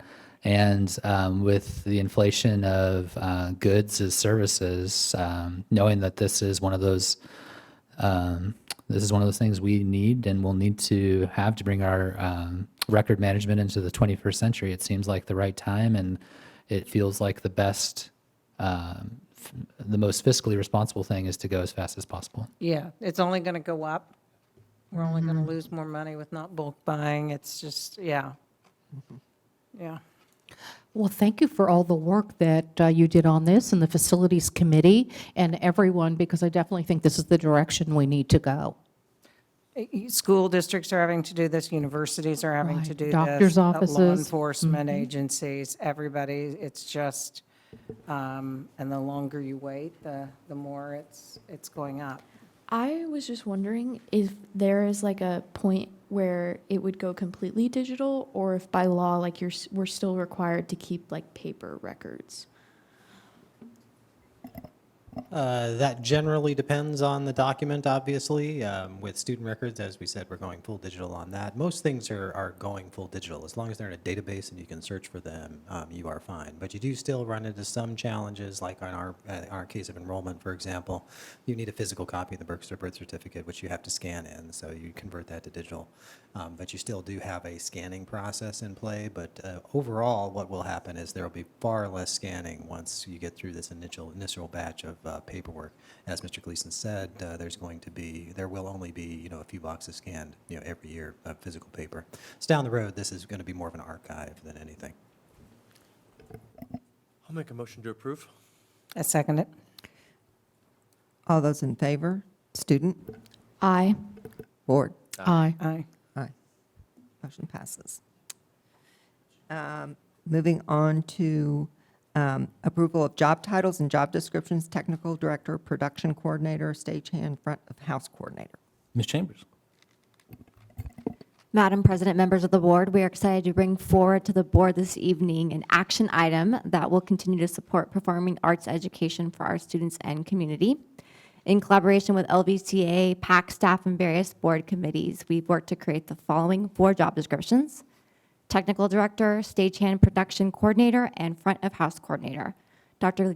Gleason will be sharing some more about PAC staffing. Madam President, members of the board, it's been a great pleasure to work with finance, pathways, safety and wellness committees to really, over the last 12 months especially, to really think about the performing arts and education centers and find ways to ensure that more students can take advantage of these world-class facilities. These are world-class education facilities, not only for our incredible visual and performing arts programs, but also new programs in terms of our stage design and production engineering, as well as having K-8 art specialists and middle school theater. One of the challenges the pandemic brought us is that our PACs had been formally staffed with a overhire staffing model, which worked when there was an abundance of overhire staff in the area.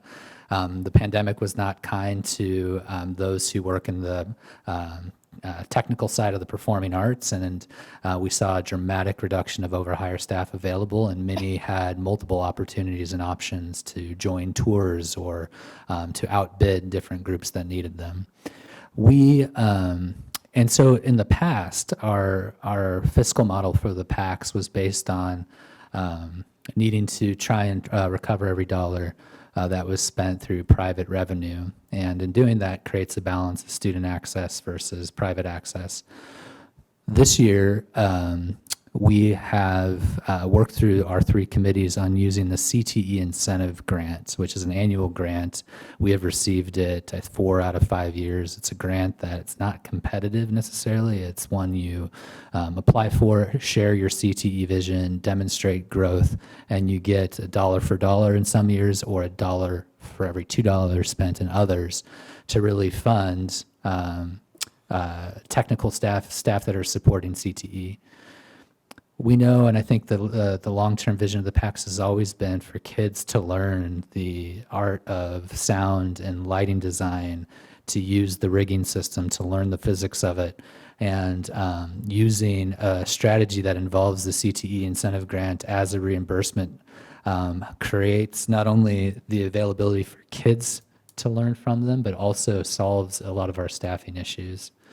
In terms of being fully staffed, this is what it would mean. So it would mean we don't have an overhire structure. We still will have occasional overhires, but it means that there will be the right expertise in terms of sound and lighting, in terms of technical direction, stagehands.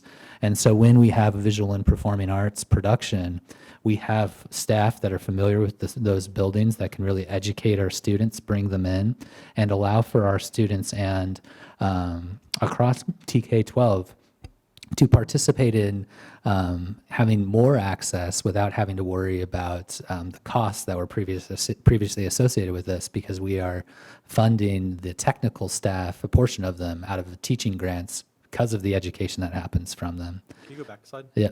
Are these full-time hires? These are.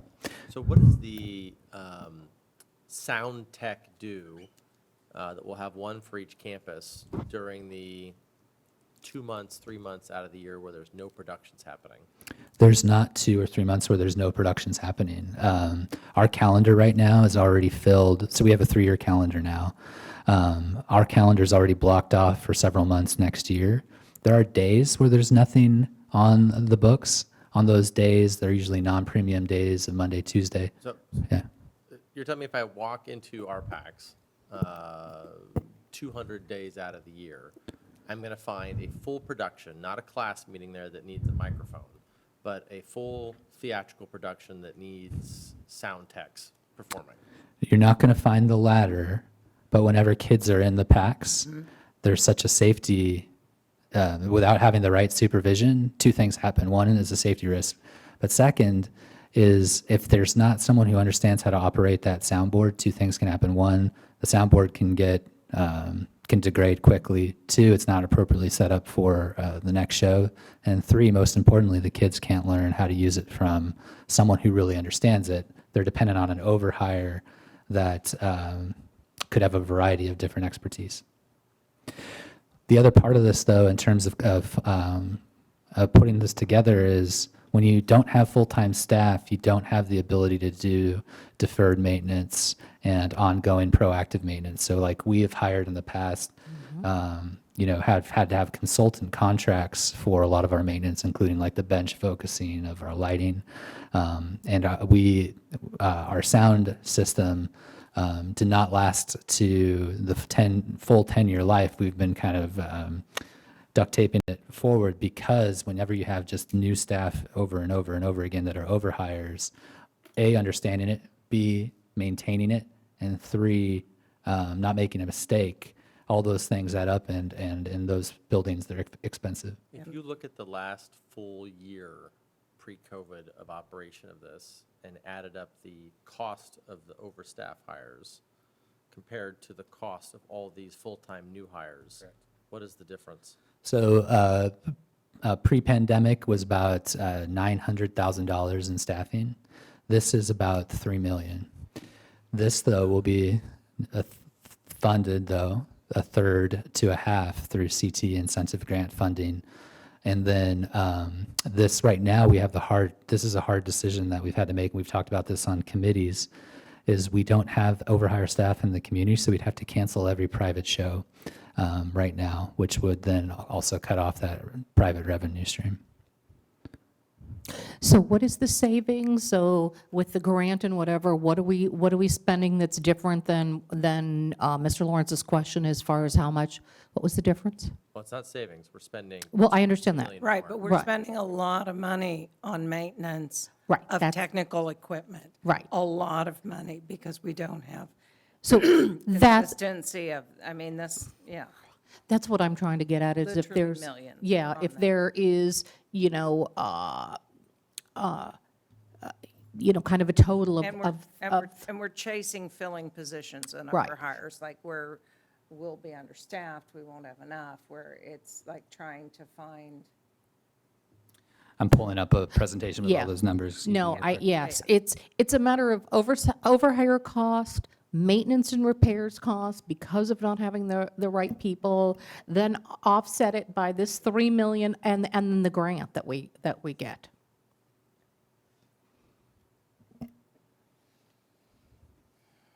And then plus what our normal cost is.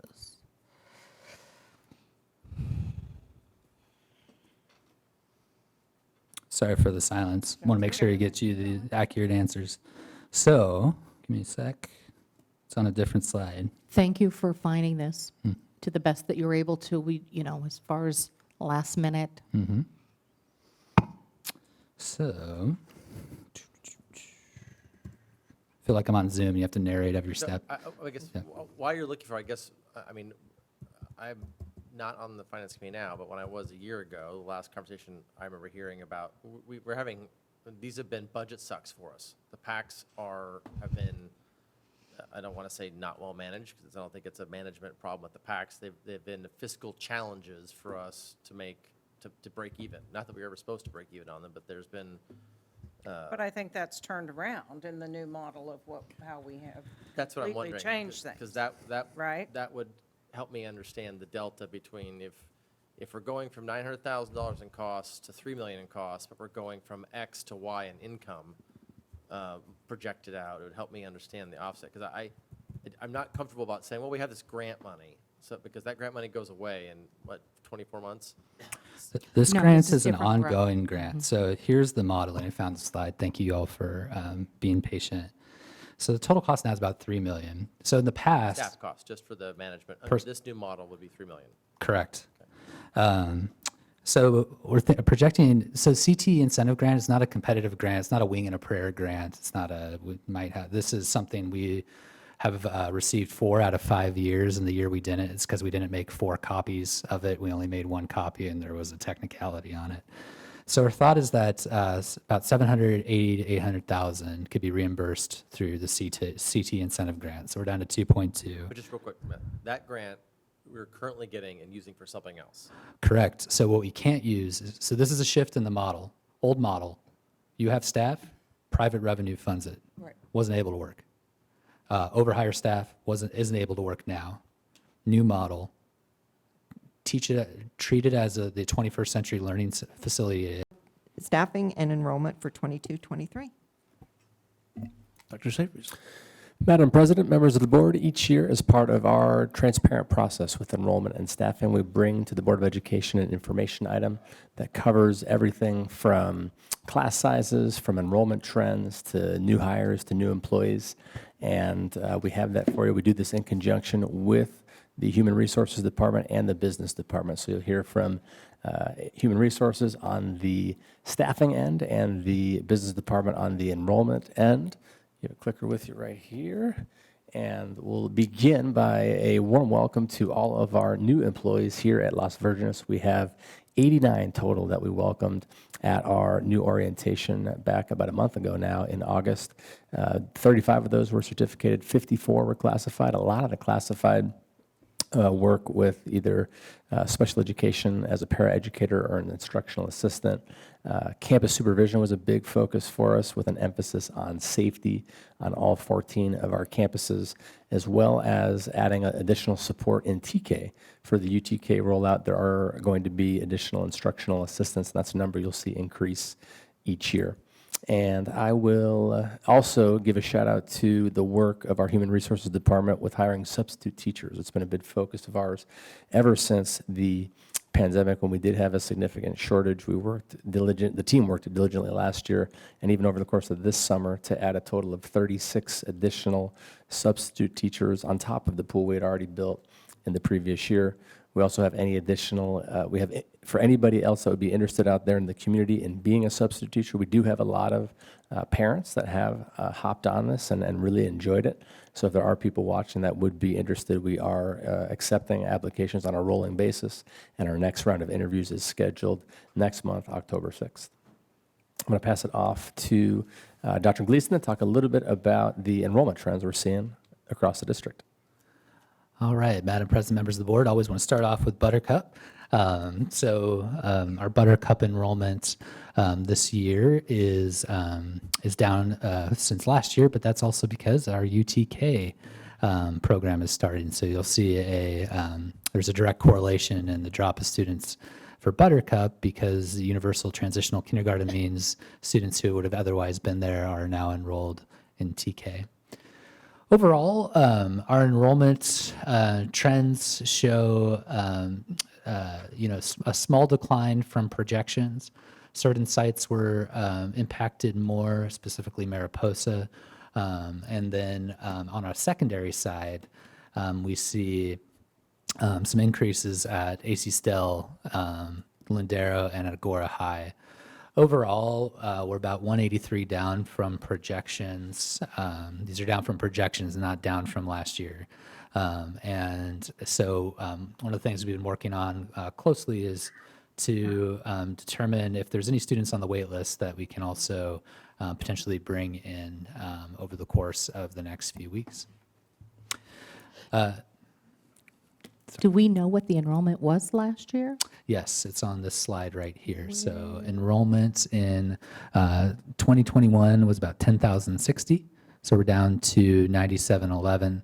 This is following a statewide trend, and especially a statewide trend that was heavily impacted by COVID. A lot of the students who exited our district, the families moved out of state, presumably because the rules of work changed a bit, and you could work in a different state with different housing prices and the same California salary.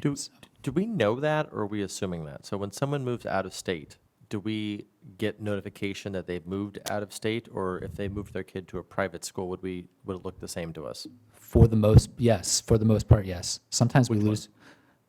So when students go to private school, when students go out of state, most of the time we know. They need our records. They need the transcripts? They need to right. know what they were taking. What I was asking is, from our tracking that, do we just track transferred out of public school and district? So do we know that a larger percent left the state? I'm asking because I was just at an event with the governor of California who is strongly pushing back that there's been a large exodus from the state of California. That this is fabricated and not true. I take everything he says with a grain. But so I'm trying to get a sense for, I do have a feeling we lost an abnormally large amount to private schools who put their kids in private schools when public schools were closed and have kept them there. But so when you said we lost a lot of kids to go out of state, do we know they went out of state, or do we know they just left LVUSD and they're not in the public school system any longer? Yeah, so in a recent Friday letter, I did a enrollment in and out analysis. I'd be happy to put in this one too as well, or I could pull it up right now if you want. Yeah, but did that break out the ones I'm talking about in and out of the state versus? I was looking at 21 to 22. What I haven't looked at is pre-pandemic. I don't know if Mr. Klein has done that. I'm happy to do that. I'm just curious. It's anecdotal, qualitative, and by that I don't mean 3 data points. I mean The reason why I ask is if they've moved into a private school, in theory, they're still here. And they could be coming back into high school at some point. They're potentially gettable to us versus if they picked up and left, there's no potential pipeline to bring them back into our schools at some point. Right, but we also have students transferring back from private schools. So like this year, 20 students came back from private schools to LVUSD. And how many left private schools? I'm pulling that up. Outgoing. So we had 88 transfer to private schools. So about 4 to 1 ratio. Yeah. Right. Thanks. All right. So in terms of our, one of the things we also want to track, of course, is cohort, because I want to see our students staying with us grade by grade by grade. So that's what this slide shares with us. Of course, you see those enormously positive numbers in K because of the TK,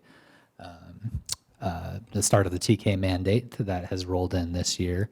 But seeing some good trends in terms of transitional levels, in terms of, when students leave school, they usually leave at the 5th or the 8th grade. So in terms of seeing cohorts, modest growth in those transitional years, always something that we want to look at. The reality is that Las Virgenes is not unique in this trend.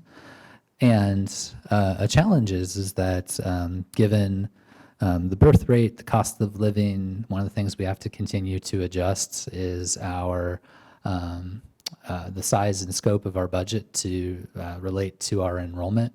And because we're not the only district in the state, in fact, almost all are dealing with this, that's why that 3-year ADA averaging is in place to help districts not realize that massive shift in the pandemic in the operating budget in a single year.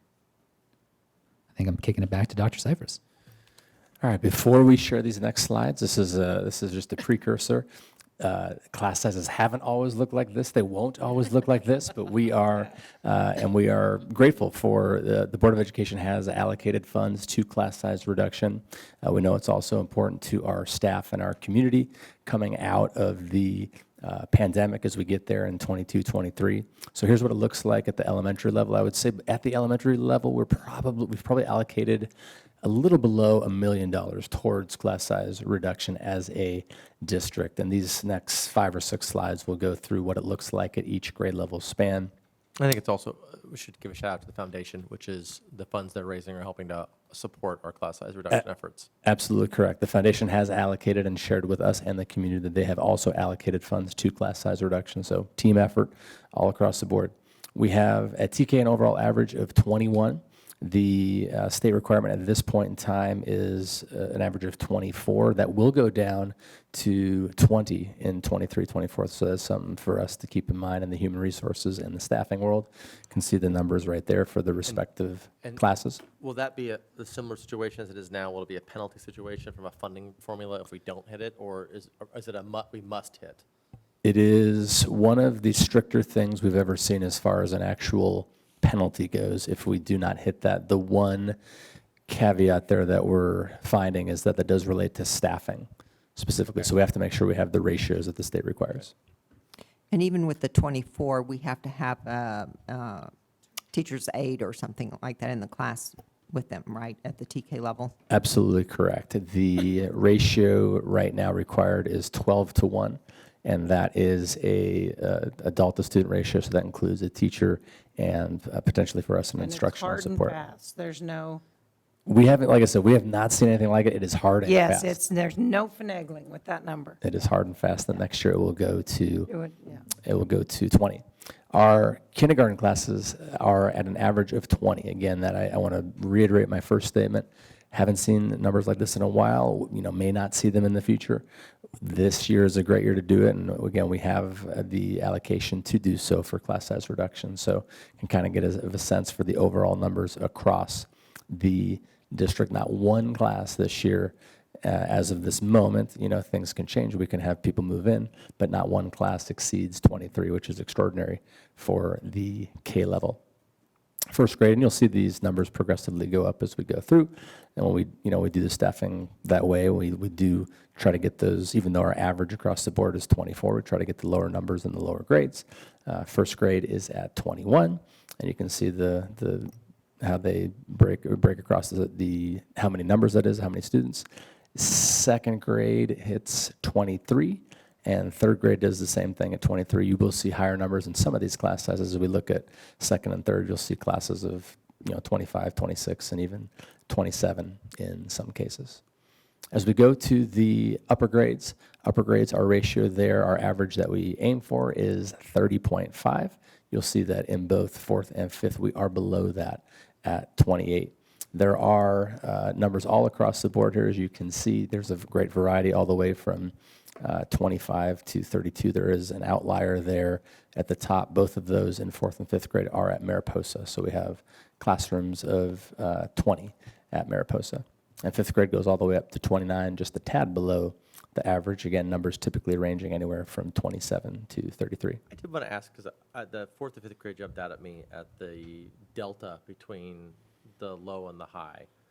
And just like, if I was a teacher with a class with 50% more students making the same as the person on another campus, I'd be a little bit annoyed because my workload is, maybe I'm just taking it upon myself, but like, what aside from additional aid time, how do we balance compensation for a teacher who might be getting 50% more students, which, I don't believe they're giving each student 50% less time. They're finding a way to go later at night and do other things, but like, how do we square something like that?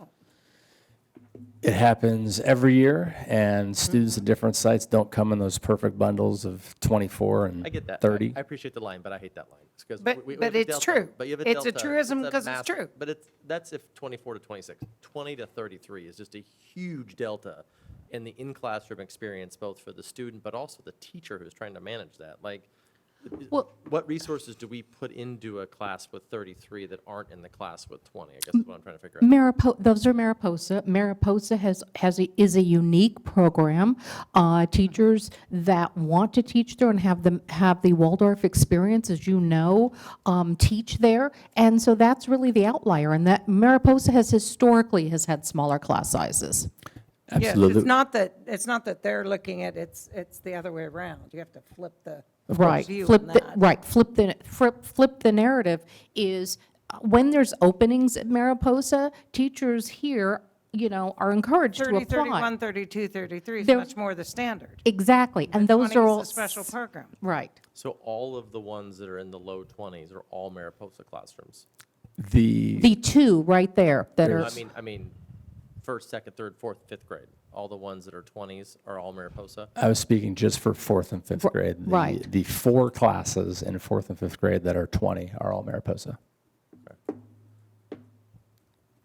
And In the other schools, historically, there is fluctuation in numbers historically. You don't know how many students are going to be move out, move in. So some years teachers have more students in their classes, some years less students.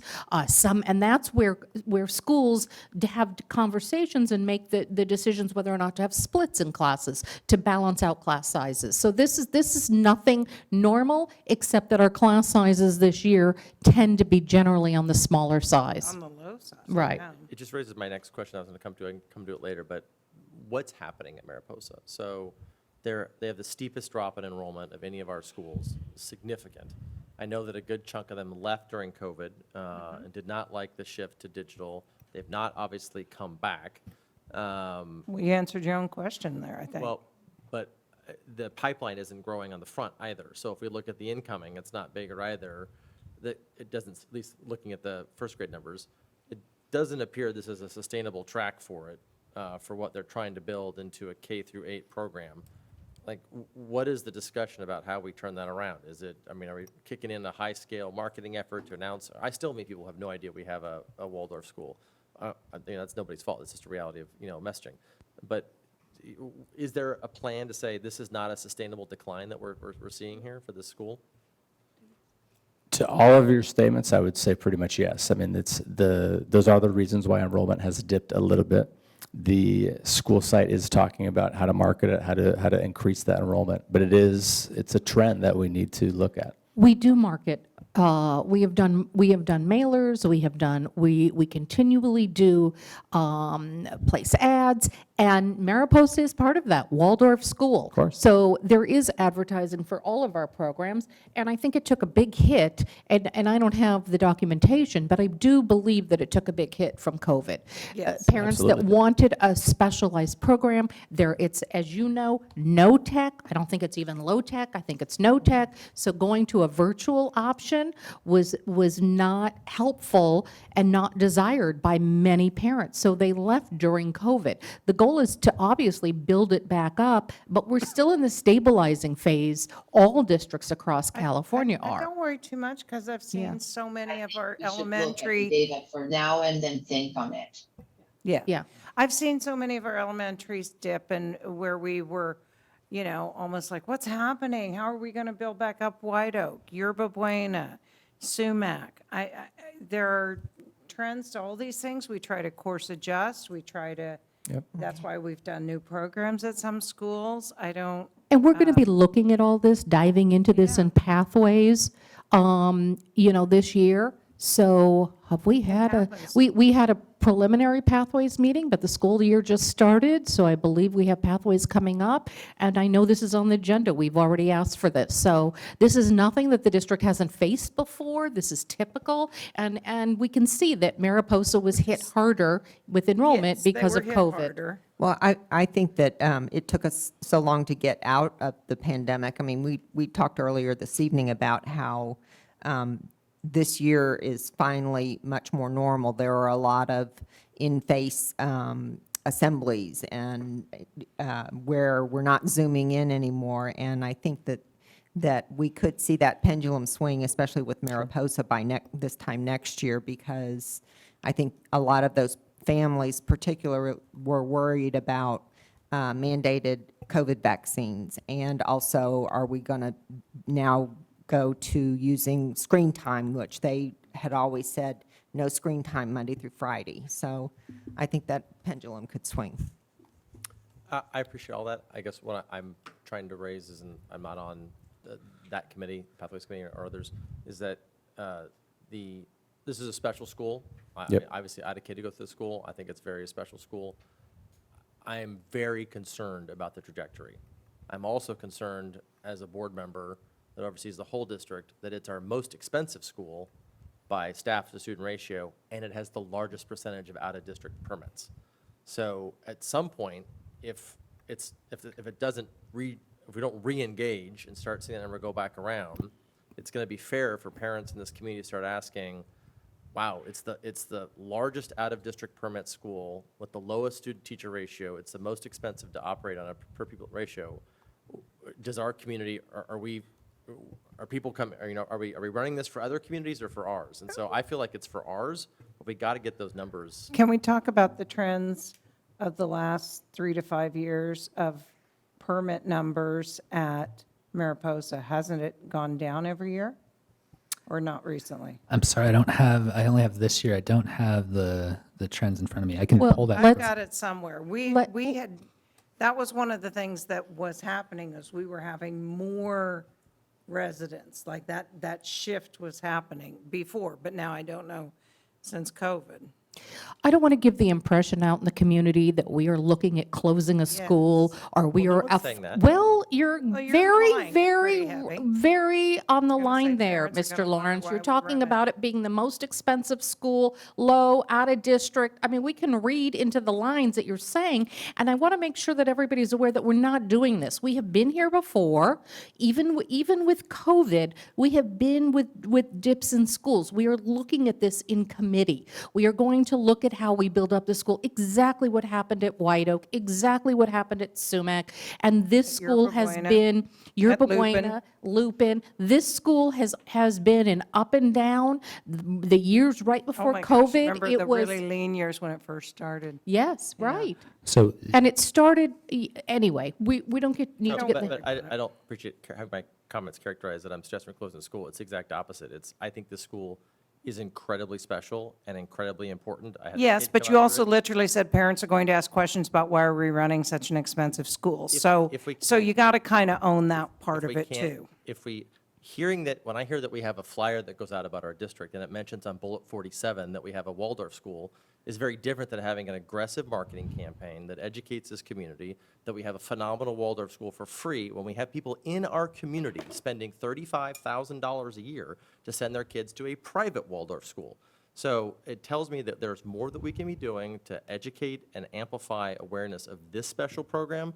I think we have the same, challenges from our other programs district, that we have a lot of great things in this district to be proud of, but this type of school needs a ribbon tied around it and a light shined on it in an effort that is bigger than what I'm seeing that we're doing, which is, hey, it's one of the 12 No, bullets we have on the document. I think we look at it, I just don't think the sky is falling. I Right, think- it's not I a think five-alarm that- fire. And we and- will yeah. be doing that, and the next closest, I believe Waldorf, I could be wrong, but the real pure Waldorf is Highland Hall in Granada Hills. That is, and I know people that have chosen to go there. And I have to be So- clear, the principal herself would say this, it's not a true Waldorf, it's a Right. Waldorf-inspired.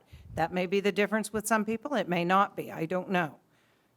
Anyway, we are looking at this. School just started. We just got our staffing report. Again, as you saw, we anticipated a certain number of students, which we always do in our planning. Our planning is usually very close, and we're still in the throes of some shifts with COVID. So we are overstaffed this year because of it, and it is something to be celebrated. It's wonderful. Our students need, some extra support, and our teachers. So this is really terrific this year, and we're looking at it. Every year there is a school or there's a program that needs some attention. This year, this school needs some attention. It's not the only one. Right, and it's not the only one. Point. Dr. Videra? 1 point in time is only 1 point. Yes. 1 point. We do always share as well the special situation. So we look at combination classes across the district. Here's a slide that covers all of those. You have, it looks like it's 9 across the district. Every school's got about one. Willow has 2, a K1 and a 4-5. Mariposa always that's a traditional combo for them. They always combine their TK and their K class.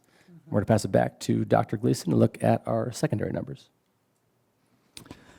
Just looked into our permit percentage. Mariposa was a little higher historically, so just for the record. So we're lower out of district. So looking at secondary, over 40, one of the things that we always do, as the board knows very well, is we report classes over 40 and classes under 25. So looking at our classes over 40, we have right now, you'll see very few. We have about 14. And I don't think I've ever seen this low, ever.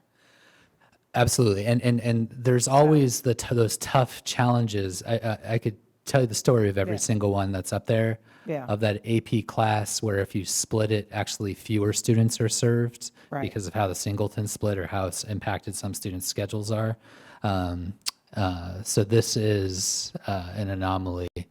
And in the spirit of, coming out of the COVID, out of COVID, having more staff does mean smaller class sizes really across the board in secondary right now. And that's why if you look at the next slide, we have more classes under 25 and more core classes under 25 than is per usual. A couple things to highlight just are, one of the things is enrollment goes down across the state, and we're a district of many options of courses for kids. At some point you have that intersection where we need to have consolidation and coherence of those options where students are not necessarily selecting into them. We've seen, what we're seeing like at Agora right now is how IB and AP are interfacing as an example. At AE Wright, as enrollment declines, how honors and GATE, how the multiple levels of mathematics. So one of the things at the Ed Services team will be working on closely with is looking at the programmatic sequencing of like our math classes, of our IB classes, and seeing how we can keep a lot of great options for kids, while also making sure the menu is not too big to where we are in a place where we have 82 classes under 25 in the future. And that is really a product of our enrollment. Yeah. Our staffing has not been adjusted to our enrollment, and for kids, that means really probably the best class sizes ever in terms of supporting their learning. Well, and you just, added to the point, education is not without its challenges, and we have challenges that we're going to be working on this year, and we just named a few. Yeah. That was crazy. Before you conclude, can you talk a little about, since you have the data up on, it would be great to have longitudinal data on these decks in the future so we can look and see year-over-year data. Can you talk about Calabasas' permit numbers? They're the highest that I remember seeing, and they're significantly higher than Agora. So I'm just wondering, what is the trend that's driving that? Where are they coming in from? We traditionally try to keep it under 30%. Is kind of where we've kept it, and they're at, I think, 34 or something like that. But I'm just curious what's driving that, and why is it so much different than Agora High School? Big part of the Calabasas out of district is the visual and performing arts. A lot of kids coming for the theater and the music programs. Also, one of the reasons is, has always been that Calabasas is on the border of LA Unified.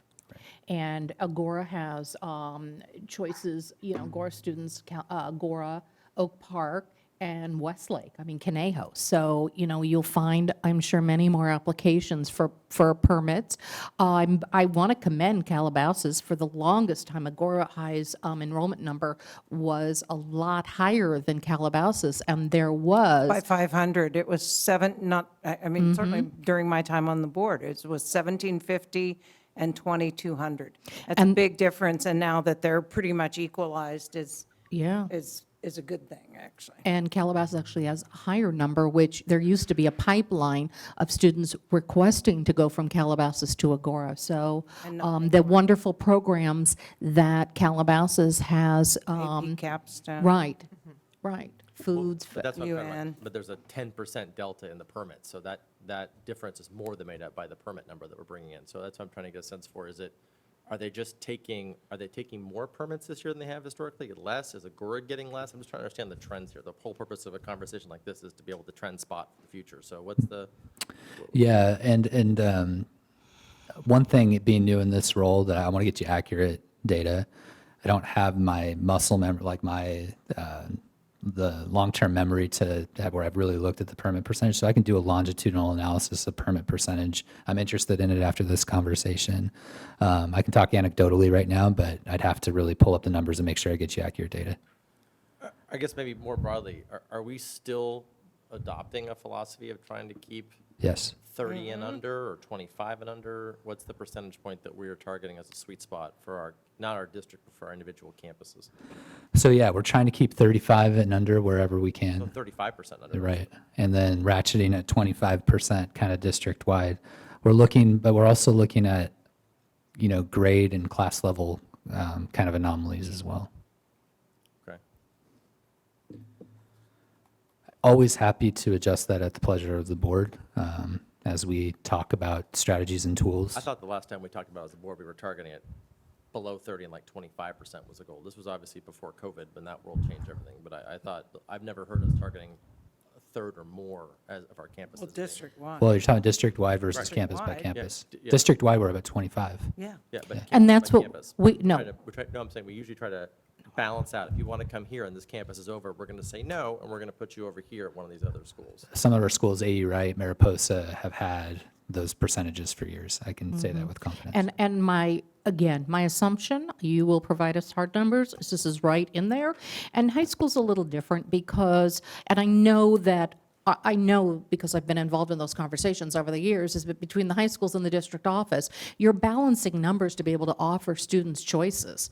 I mean, to make these classes work, the cooking classes and the robotics or the engineering and now the broadcasting and the AME and the AP We'd have a lot less Capstone. programs Right. without them, And a to lot run less. these courses, you need students in there. And I'm not, I have zero judgment about the permit number without more data, but I know that you're having those conversations to make courses work and run. Ms. Lloyd and I meet almost daily and really look carefully at where students can. And there are several, I'd say overall the story is we're under our permit threshold overall and can take more to stay under that 25% cap. I appreciate your attention to data. I love data too, and I love to try to understand where it's going versus where we came from. So that's why I'm trying to understand kind of, is this an outlier for Calabasas? Is it not? Is this traditional? Is it there? Is there more room at Agora? Should we expect? So that's just helpful for me to understand that. So if you put it Friday night or something, that'd be great. You got it. At the end of this presentation, I always like to give a big thank you and appreciation to all the folks who work together to make our master schedules work and to make our classes work. So, it's maybe my brain is clouded the last 2 years of COVID, but I do not remember a smoother start to the school year as far as, everybody being in the right places, staffed the right way. And, just thank you to our teachers for making the right environments for kids. Thank you to our counselors who are still working to balance some of those numbers you just saw on the class schedules. And thank you to our entire staff and administrative team to all the work that they did to put this all together. So, Thank you Thank very you. much. Yes. Thank you. And with that being said, meeting is adjourned.